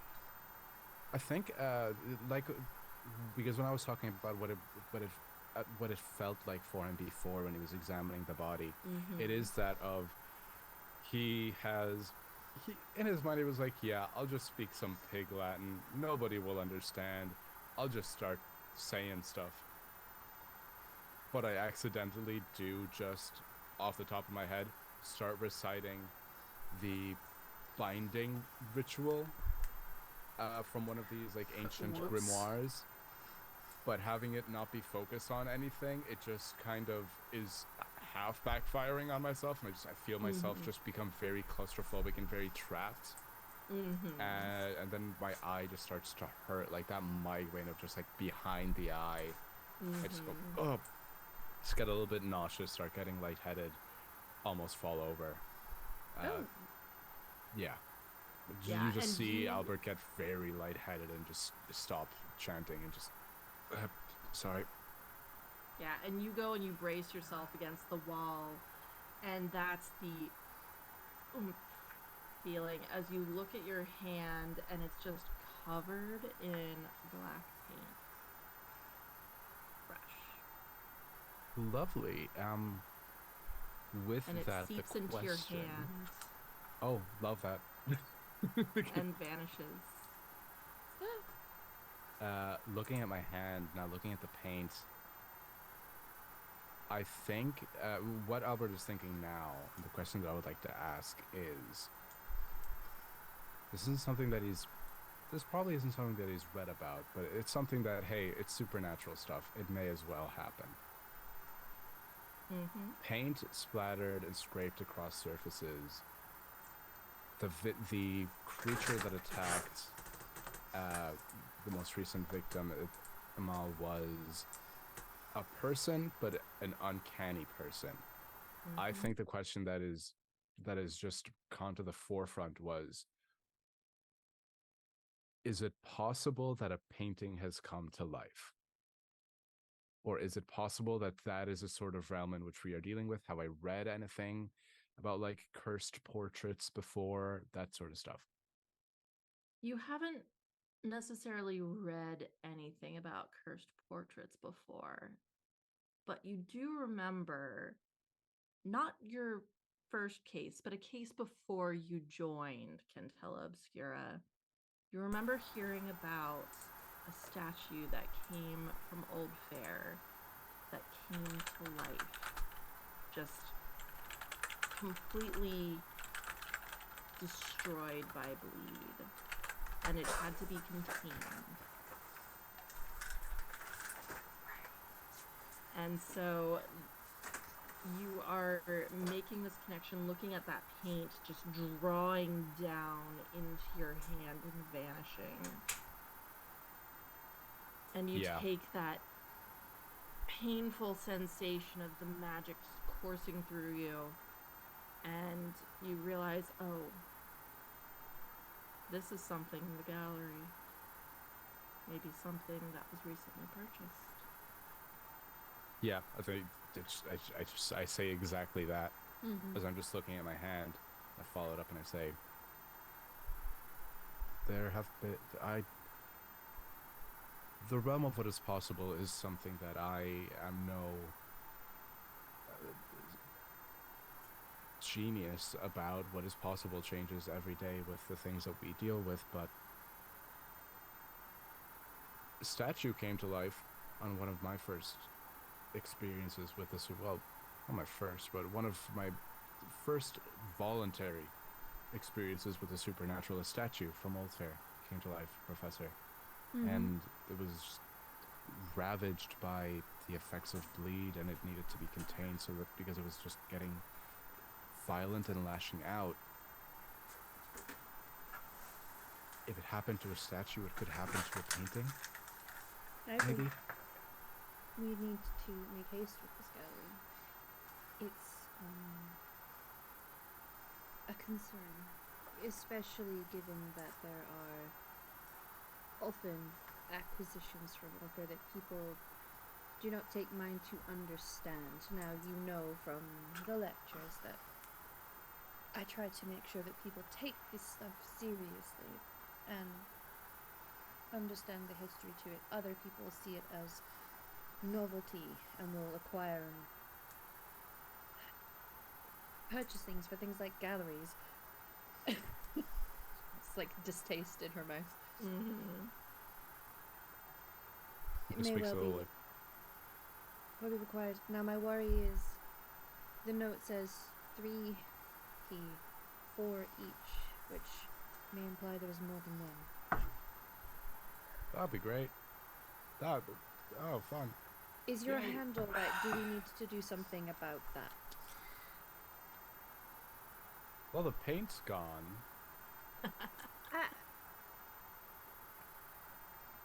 Which that shouldn't have happened, but hey. No, my dear, we don't want any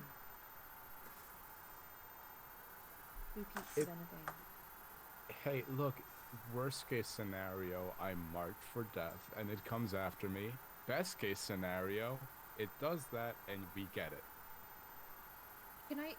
The paint that is on the wall that he put his hand on, is there still paint there? It's gone. Seemingly all sucked into his hand. What is this building? It's just a random building. Just a random building on the way? Along the way. Gotcha. Yeah. Yeah. But we do not have the time to inspect where that might have gone. For now, let's make haste to the gallery. Indeed. If you feel anything at all, you tell us and we deal with it there and then. Understood? Understood. So. That's fine. Yes. Also, like, I noticed that you tend to walk with a little bit of like you kind of got a shrimp. That's not really good for your spine. Just kind of I put my hand like against your shoulder blades if you allow it. Just squeeze your shoulder blades like against my hand like that. Yeah, there you go.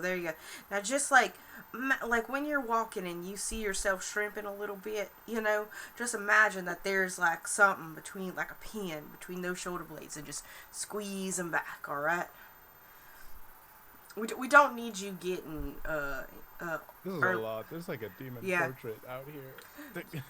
yeah, no, there focus on is. posture when, Listen, I just good posture might mean that you will run away faster from the possessed statue painting.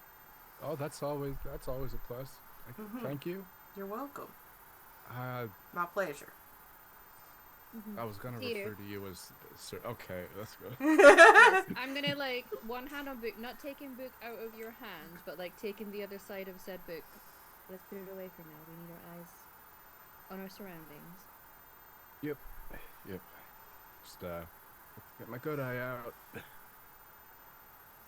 Yeah. All right. She just takes a deep sigh and full steam ahead. Just a real little guy. Just a weird little guy. Listen, she likes her weird little guy. You like a little pet. So you continue along the cobblestone street as the sky around you begins to darken into night. The gas lamps flicker on, and their lights just seem to flicker almost weakly against the darkness. And you follow along as the buildings around you become even more grand and imposing than before, stretching up several stories tall in marble, beautifully ornamented, and you find yourselves to the side of the new portrait gallery, where there's a door that is ajar.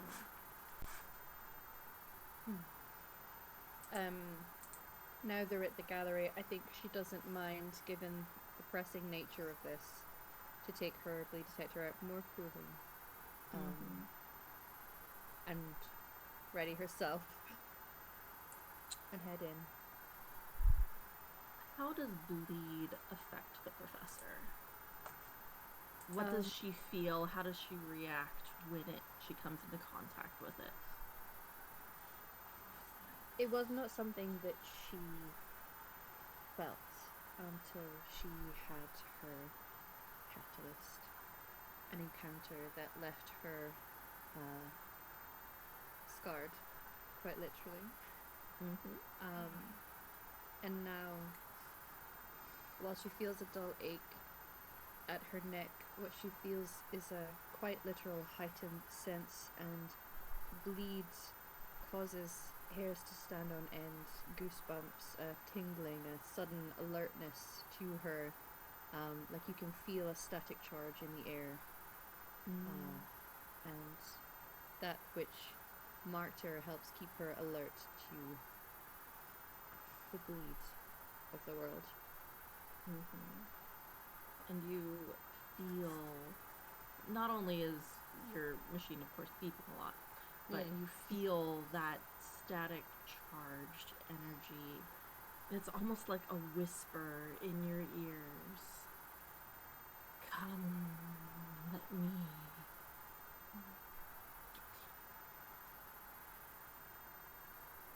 And it's like a ringing pain lances in your mind as you are going to take 1 mark of bleed. As you step into this hallway of the New Fair Portrait Gallery. It is pitch black in here. You can see some of the faint light from the outside coming through the windows in the hall, but it is very, very faint. You hear a tick, tick of a grandfather clock somewhere in the building. And looking around, all 3 of you, it is very dark in here. Jeremy. happens to you when you get near Bleed? For him, it's a smell. It's a smell that brings him back when his mother sent him on a snowy day to fetch firewood. When he was very young. It's the smell of that fresh powder in the air, the pine, and then the medal of blood of having your family slaughtered when you return. And you feel and sense that tang of blood once more, filling your mouth without actually being filled. It feels like you're choking with it. And you look around thinking, oh no, where is she? Where did she go? And then you remember, no, that was the past, that's over. I'm here, I'm present. And still that sense of blood in your mouth. It's just overwhelming. And you take a mark of Bleed.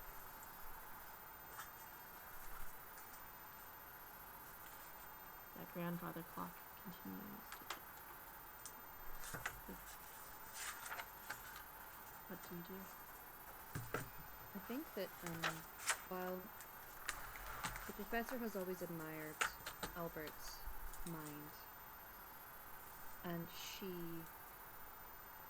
not only wants and encourages and trusts in having him on these missions, she feels a responsibility for him that he not end up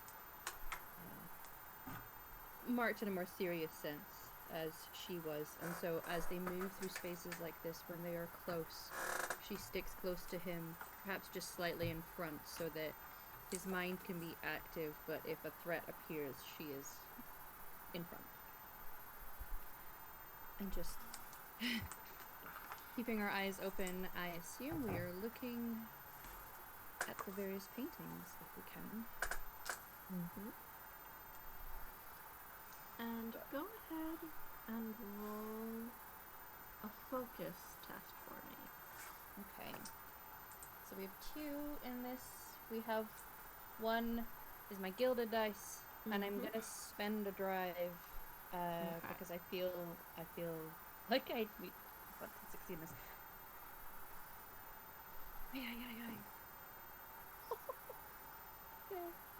We have 2 6s, one of which is on the gilded dice. Yeah.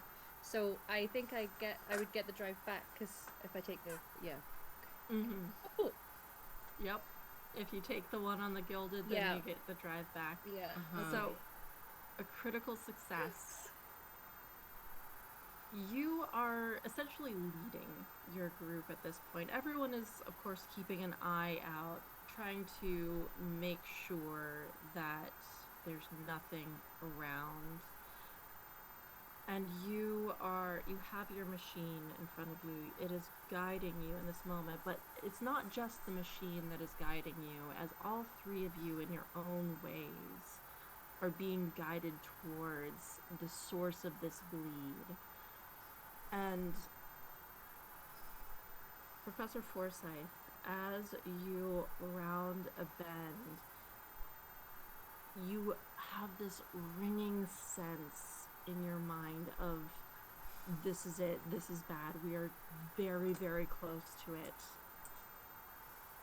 And you get that moment with a critical success to forewarn your companions. Okay. Woo. Yeah. She will stop. Hand goes out in front of Albert, given that she's sticking physically close to him, and another hand to Jeremy. I'm gonna put away the bleed detector because I feel like we've detected it. Yeah. And I feel like I don't know. I'll wait and see because I know that equipment we get to choose, but I feel like bleed containment tools something that I imagine we just kind of have on us as part of our missions. At the ready. Be on your guard, everyone. here. I'm going to hug the shadows clinging to the walls. Pull I back pull my out a waist. knife. Oh. What have you got? That's not enough. This is enough. No. So I pull out the machete. No. Are guns a thing? Do I have may I have a firearm as my hand weapon? You may. It just says hand weapon, so you can have any kind of weapon that you desire that is a hand weapon. That I hold. Well, yeah, I have the equivalent of a Colt 45. Yeah, nice. So yeah, just a little nod. Just a My little mind nod. is my weapon, so I'll be on containment duties. Yep. Yeah, Albert pulls out a little knife from his back, which isn't like a knife. It's like a gilded, ornate, decorative, ceremonial blade. Takes it out, whispers to himself a small invocation, pricks his finger on it. Just as a little ritual so that he has his little ghost blade with him. Just in case. Okay. And so as you all are physically and mentally preparing yourselves, you turn the corner and you're at the end of a long corridor. And at first it's just darkness, pure darkness. And then it's almost as if this unearthly light comes from the end of the hallway as a hand reaches out from one of the portraits at the far end, sickly white with hands dripping with paint that splatters and sizzles on the ground. The arm reaches out to the shoulder, to the head, and you see Albert, the woman from your vision, porcelain skin, pale, so pale, with a blood-red dress that drips seemingly almost as if it were bleeding as she reaches out and lands at the far end of the corridor and tilts her head at you, and her face stretches and she is screaming, and her mouth is elongated, jagged teeth, and she comes rushing forward. What do you all do? I shoot it!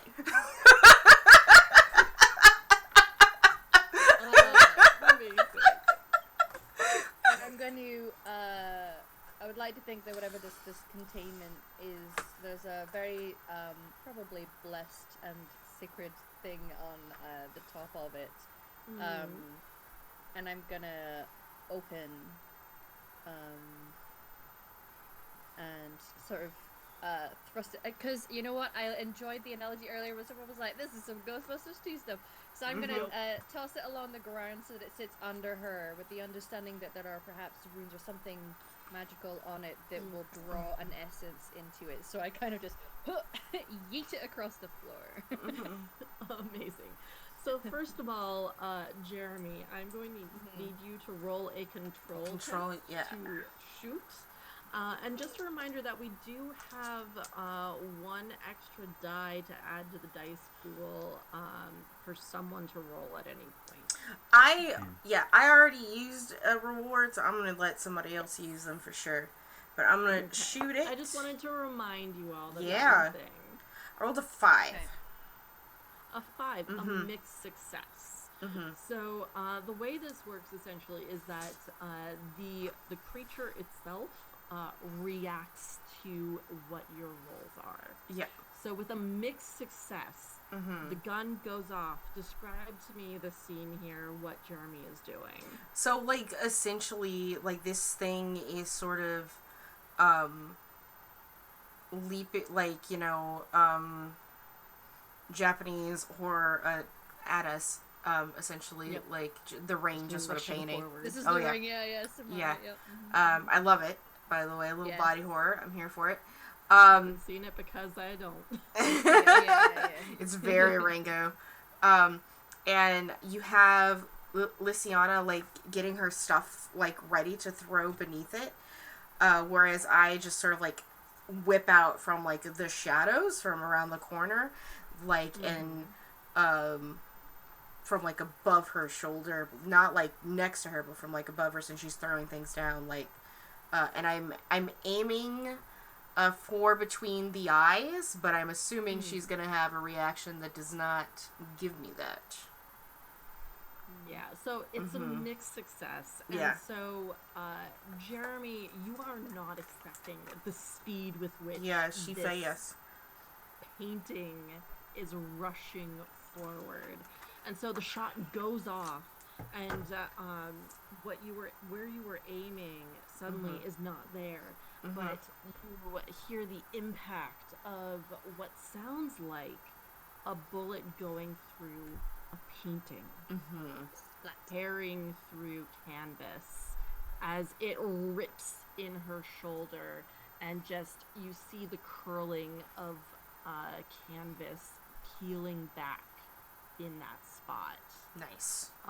And as that happens, she screeches, and it is not a sound that is within the gallery itself, but it is reverberating in your ears. You are all going to take 1 bleed mark. Yeah. So we're at 2 now, right? 2. Okay. Yep. Awesome. Oh, And lovely. then, so we have, just going with the actions, Professor Yeah. Forsyth.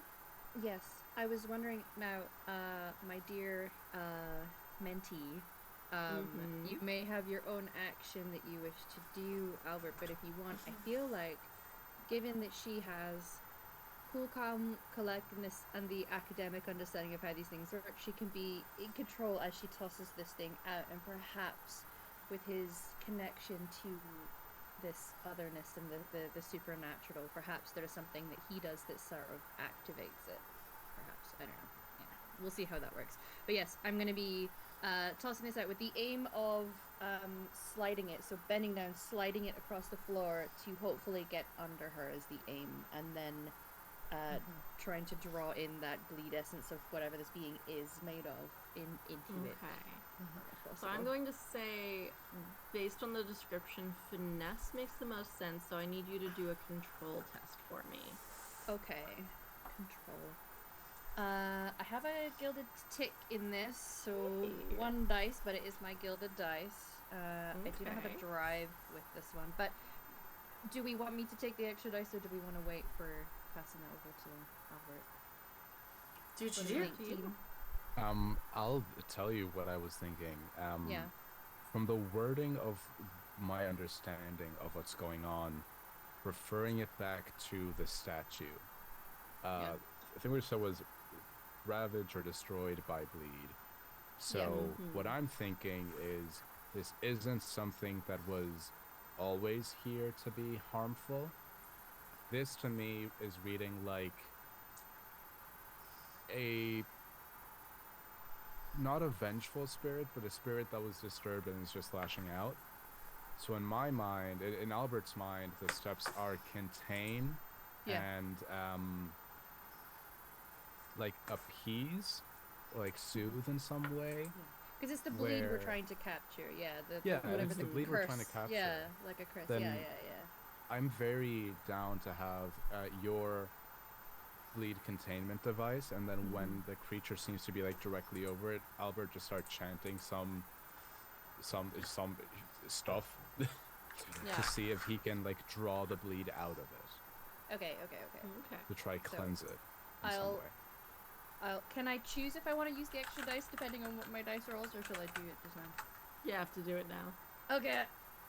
Screw it. We're near the end, aren't we? Let's go. If you guys don't mind. Let's go. Do it. Okay, we have a 4 and a 5. Okay. 4 is the gilded dice, and they're both those 4 and a 5 are both mixed success, correct? Yes. So you So can if I take take the the 4 and then gain a drive in Mm-hmm. nerve, okay, Yes. I will do that. So it's a 4. Okay, a mixed success. Yes. What does the activation of this device look like with the knowledge that it is tilted and partially closed? Okay. So I think removing whatever it is that has to open whatever this containment is, and in the tossing it, perhaps just the way that it spins, it's like tilted up over it slightly. Some of the I imagine runes on the outside of it start to activate, but it doesn't quite fully open, so perhaps the initial effect of drawing the bleeds into it is perhaps working, but not totally yet. So it's starting to have this effect, but it needs an extra kick to try and get it Okay. doing its job. No, that's great. Yeah. And so it's tilted. It is drawing some of this energy, this bleed in, but it isn't, like you said, fully there. And as you activate this thing, this creature looks up at you. The eyes go huge, and she lashes out at you, clawing at your chest. And you are going to take 1 body mark as canvas fingers rip into you. That tracks, because she tries to physically put herself in front of others. So that thematically, that's really cool. All right. Okay. Albert. Can I just for flavor, because obviously it's just when it does that, I'll sort of like wince in pain, and that's when, just for the camera of this scene that we are watching, that is when we see that she actually has slightly pointed canine teeth. Hey. What does it all mean? What does it all mean? As that poise and the demeanor and the small smiles, are kind of drawn back in this moment of feeling quite exposed and taking an injury. Yeah. Very good. Albert. Save me, Albert. I'll try. Okay. There's a thing that I have. Well, no, actually, I don't think I need to extend my senses. I have a pretty good idea, but well, could I use extend your senses when you roll with sense to understand more about a phenomenon you've encountered? Also, add a number of dice equal to your current intuition resistance to the roll. Could I use that to see, just to try get a bit of a vibe check on if, from what I can see, and the vagaries and like vague relations that I understand, is trying to appease or cleanse this supernatural entity the move, or is it something that you just have to defeat? Interesting. I'll allow that test. Slay. Oh no. Lock it in. Oh. What would you like me to roll for that? This would be an intuition kind of vibe. So that would be that would be read. Oh wait, that would be a read test. Read is under cunning for me. Yes. Okay, perfect. Yeah. Otherwise, I would say focus can also work. You know what? Sense I would allow. Lovely. Yeah, you know what? Channel reveal, yeah. Sense test. I'll do sense. I'll also expend a drive here. Okay. And I have a diamond in this, so I will use the sword to kill the dice. Right, perfect. Okay. Oh, the joys of a new system. Yep. I like it though. That's a 5, a 2, and a 2. 2 on the gilded, so I'll take the normal 5. Okay, a mixed success. And so, describe again for me what you're trying to do here.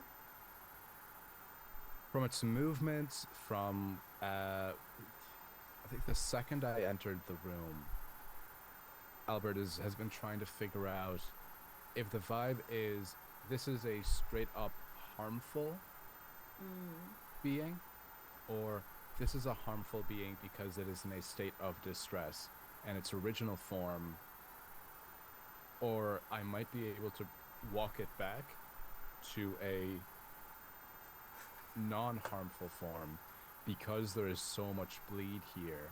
Like, if the bleed is giving me actual physical migraines, it's making people feel sick, it makes people feel paranoid and violent, that can happen to us. It can absolutely happen to a supernatural being. So do I feel like the bleed is what's affecting this creature, or is this creature creating the bleed? Is sort of the like chicken and egg situation of if I get rid of the bleed, will this go back to a supernatural entity that is not harmful to us?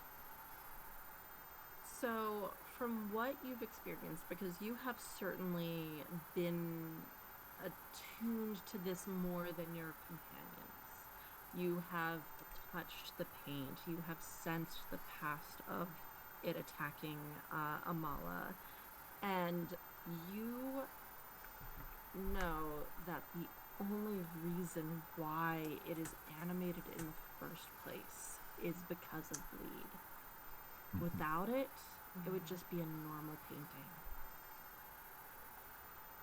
Perfect. If that's the case, I'm just going to shout, Professor, you're on the perfectly. That's the right track. It has too much bleed. We have to get the bleed out of it. Then it'll become appeased. I don't know how we can do that, but yeah. We need that's to the way open to up go. the containment. We need to get it.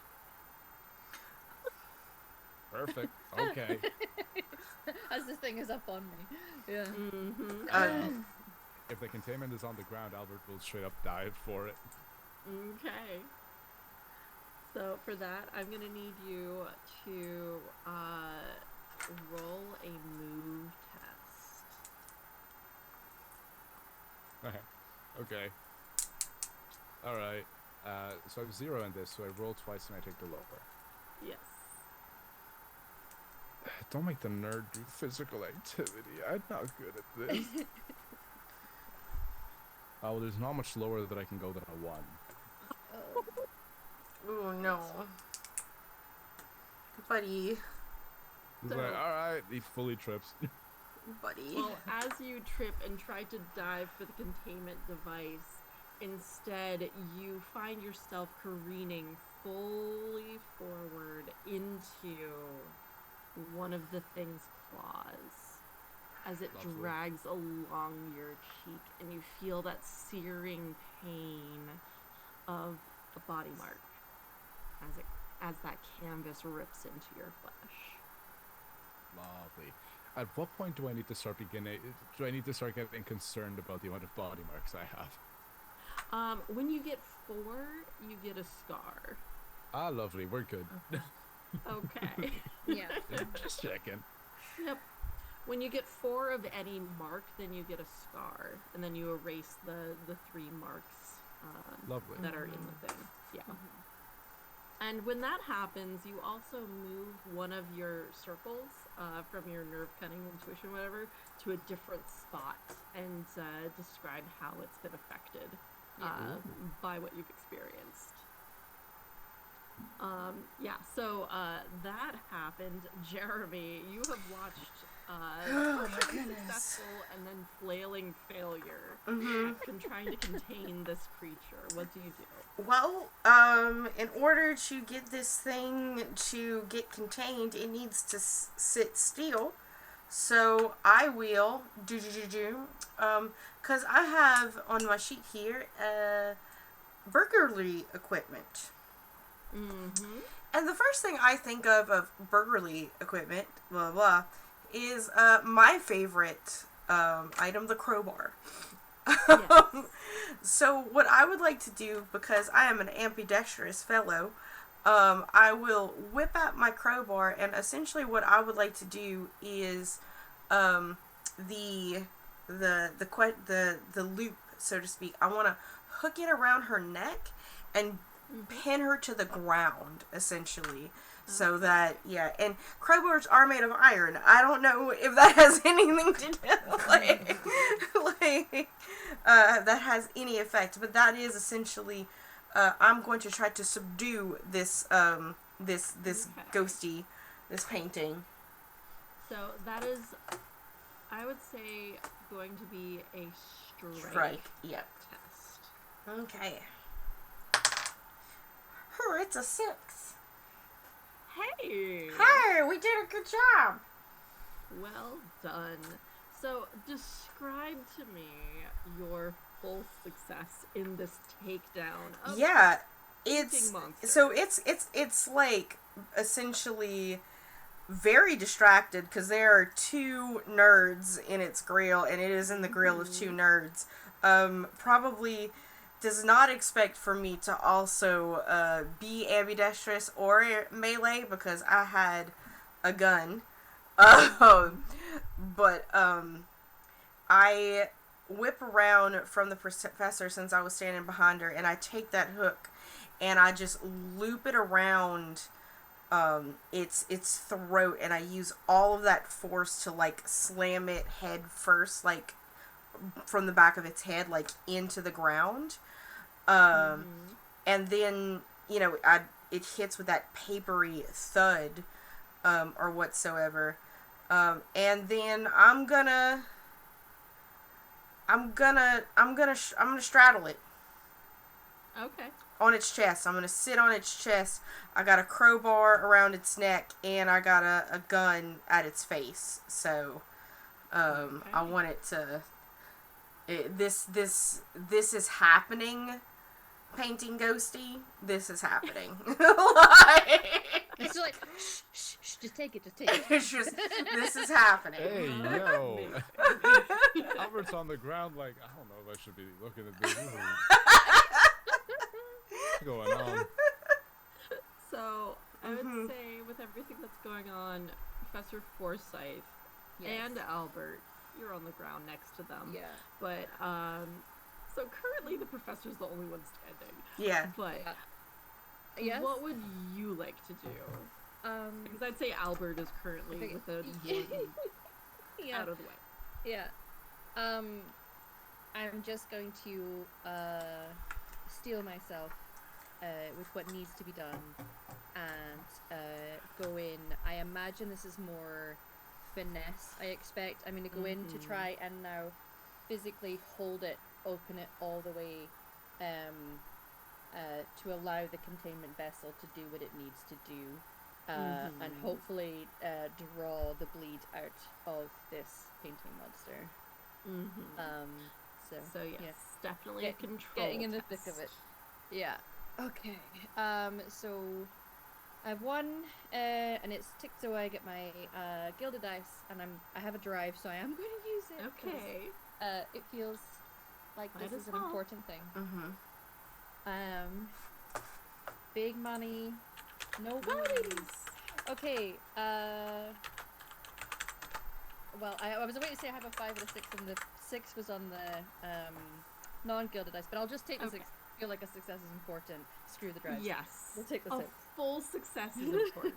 Yeah. So, in this moment, describe to me what the professor does with the knowledge that this time you will fully succeed in capturing the rest of the bleed.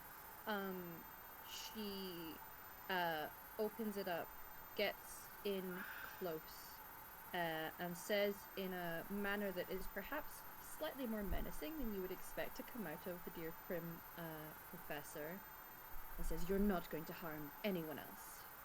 You're going back where you are meant to be," and sort of thrust it out and just let all of the essence, maybe even some of the paint and just the everything that has corrupted this object and banish it back from whence it came.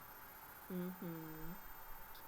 And so, as you fully activate this bleed container and it begins to draw on the energy of this painting entity, it begins to shriek again in your ears as it lashes out. It's trying to struggle to break free, but all it can do is scream as its energy is sapped and sucked into this containment vial that on completion slams shut. And I back up. And Jeremy, you are left, you were like straddling this painting thing and you're like collapsed on the ground.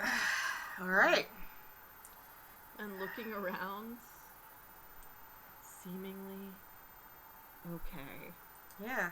I stand up, put my gun in the back, holster my gun, put my crowbar wherever that came from, and dust off my knees. And I look over at my compadres. It's like, good work. Is everyone all right? Yes, I say as I have this wound across my chest. Yep. I appreciate your cowboy gusto in the moment. And I kind of stand up and I will help Albert up to his feet. I'm in the face. Yeah. Are you alright? I can't be a facial scar guy. I already have like a wonky eye. I can't also have a really big and obvious facial scar. It would be Albert. too much, And even for me. I just What if you just got a hockey tooth? I don't know what that is, and I'm too scared to ask. It's you lose like your front teeth from hockey, so Absolutely not. No. You will never see me play a sport. No. She'll put her hand on your other cheek and just it's like she's trying to get you off to like to pull in the whatever despair you're in right now. It makes you look very mysterious. Thank you. We can deal with that. What does the painting look like now? yeah, that was also You go to the end of the hallway to the painting that this creature came from, and it is now an empty looking landscape. It looks like there was something there that is now. It's missing something for sure. The creature is no longer there.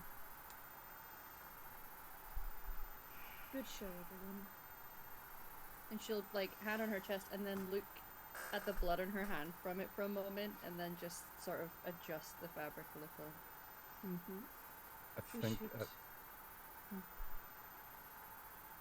Yes? You'll go first. No. I think we should go and report this back to the Lightkeeper. Of course. Yeah. Albert just kind of puts a hand on the frame, just whispers a little, just a little prayer of sanctuary. Just turns back and says, yeah, I'm good to go now. I don't know how effective it is, but theoretically, the portrait is now as sanctified as it can be without me being a priest. So if whatever left wants to go back, it'll find a calm, peaceful home. So the thing is gone from the painting, and we knew what did this, but still, we don't know why. It was ravaged by bleed, which raises more questions than it answers. But, yeah. It is not uncommon for things unearthed of Old Fair, to carry with it that which is bled into our world, that which was affected by what happened back then. And that is why we do what we do. We find that which is affected by bleed that makes its way through, and we put it back where it should be. You did well today, both of you. I'm sure the Lightkeeper will be pleased. I just hope there's not 12 more of them. Or 2 more, according to that bill of sale. It said 4 each. Right, so it costs 4 for each. So Oh, I thought there might have been 3 pieces, paintings, 4 that's- each. Oh yeah. man, I thought there was 4. I thought there was 3 apiece, 4 each. It may be that the others were not affected by bleed. It could just be that there were 3 paintings bought and not the standard thing. Alright, well, with it more than simply art. if the other ones are affected, I'm sure we'll hear about it sooner or later, but hopefully later rather than sooner, because the two of you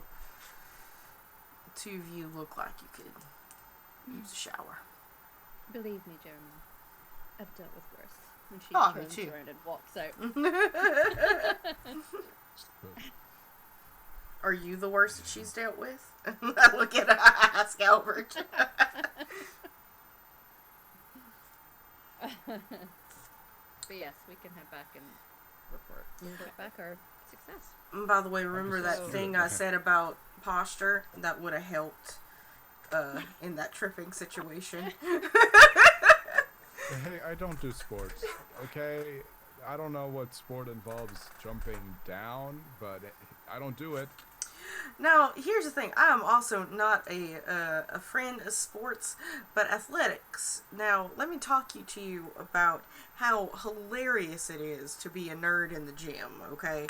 Because they don't expect it out of us. They don't expect it out of us. I really don't.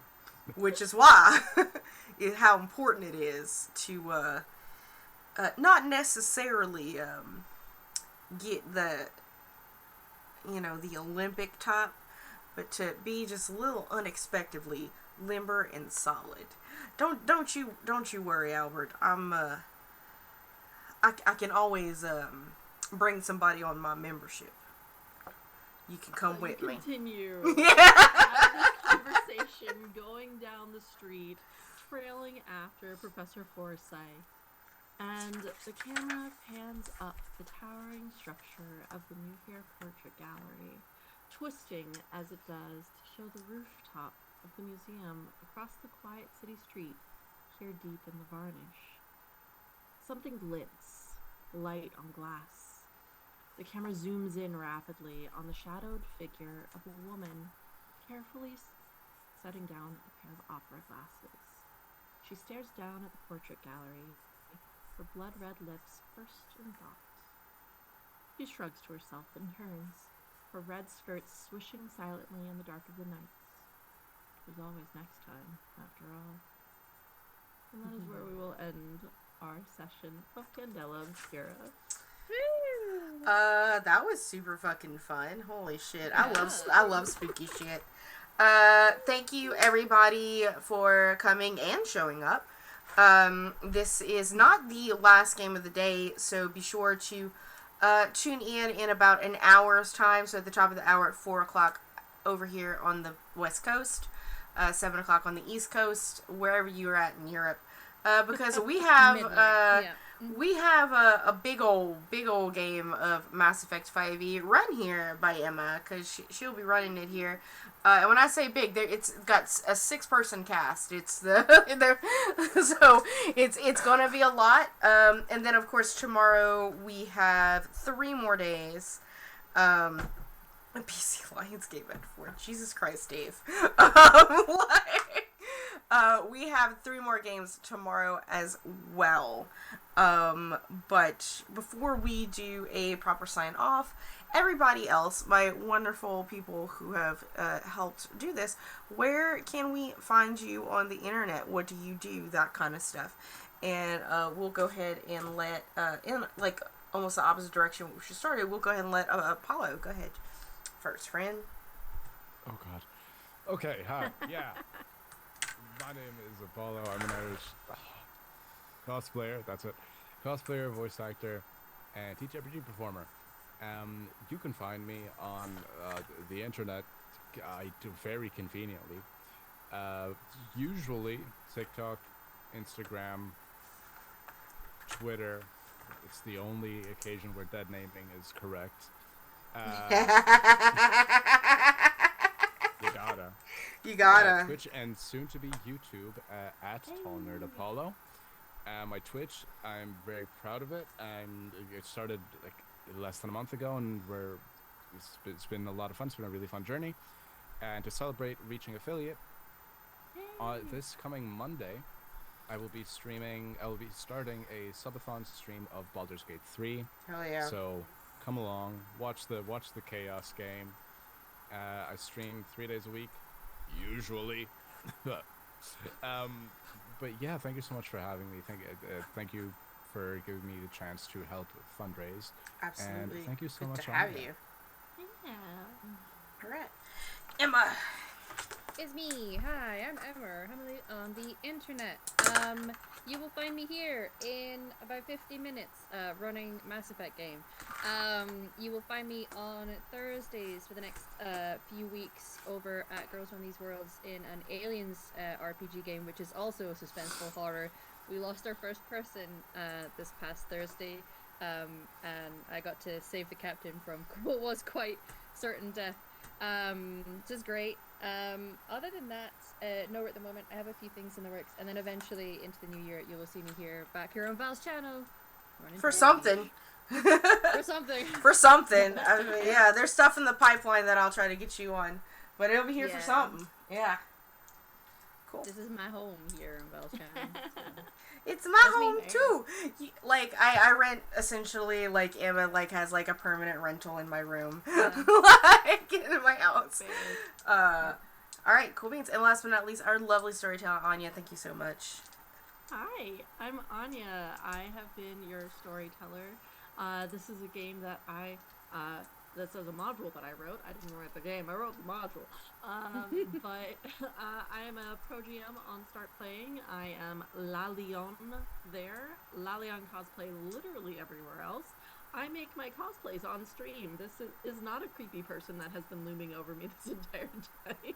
It's my howl jacket. Oh, I'm gonna give myself hiccups. Let's see. I am the premiere of my 6-part series on Girls Run These Worlds starts on Monday. I'm going to be running under the floorboards. So if you want to see me do something completely different, where my players are all 2-inch tall little borrower people trying to make their way in a new scary Diggs house because they had to move. That is on Monday. I do not remember what time, but it's like 7 or 8 p.m. here in Germany, so 1 or 2 p.m. on the East Coast. It's going to be awesome. It's a 6-part series, and I adore my players so much. Their characters are great. I'm excited. But yeah, that's me. I dropped my D6s. All right, friends. There's no raid because I want you to stay here. I don't want you to go anywhere. You need to be here and stay here, but go stretch and do all those things, and we will see you in about 45 minutes with some Mass Effect. Bye. We love you. See you later. Everything's wonderful.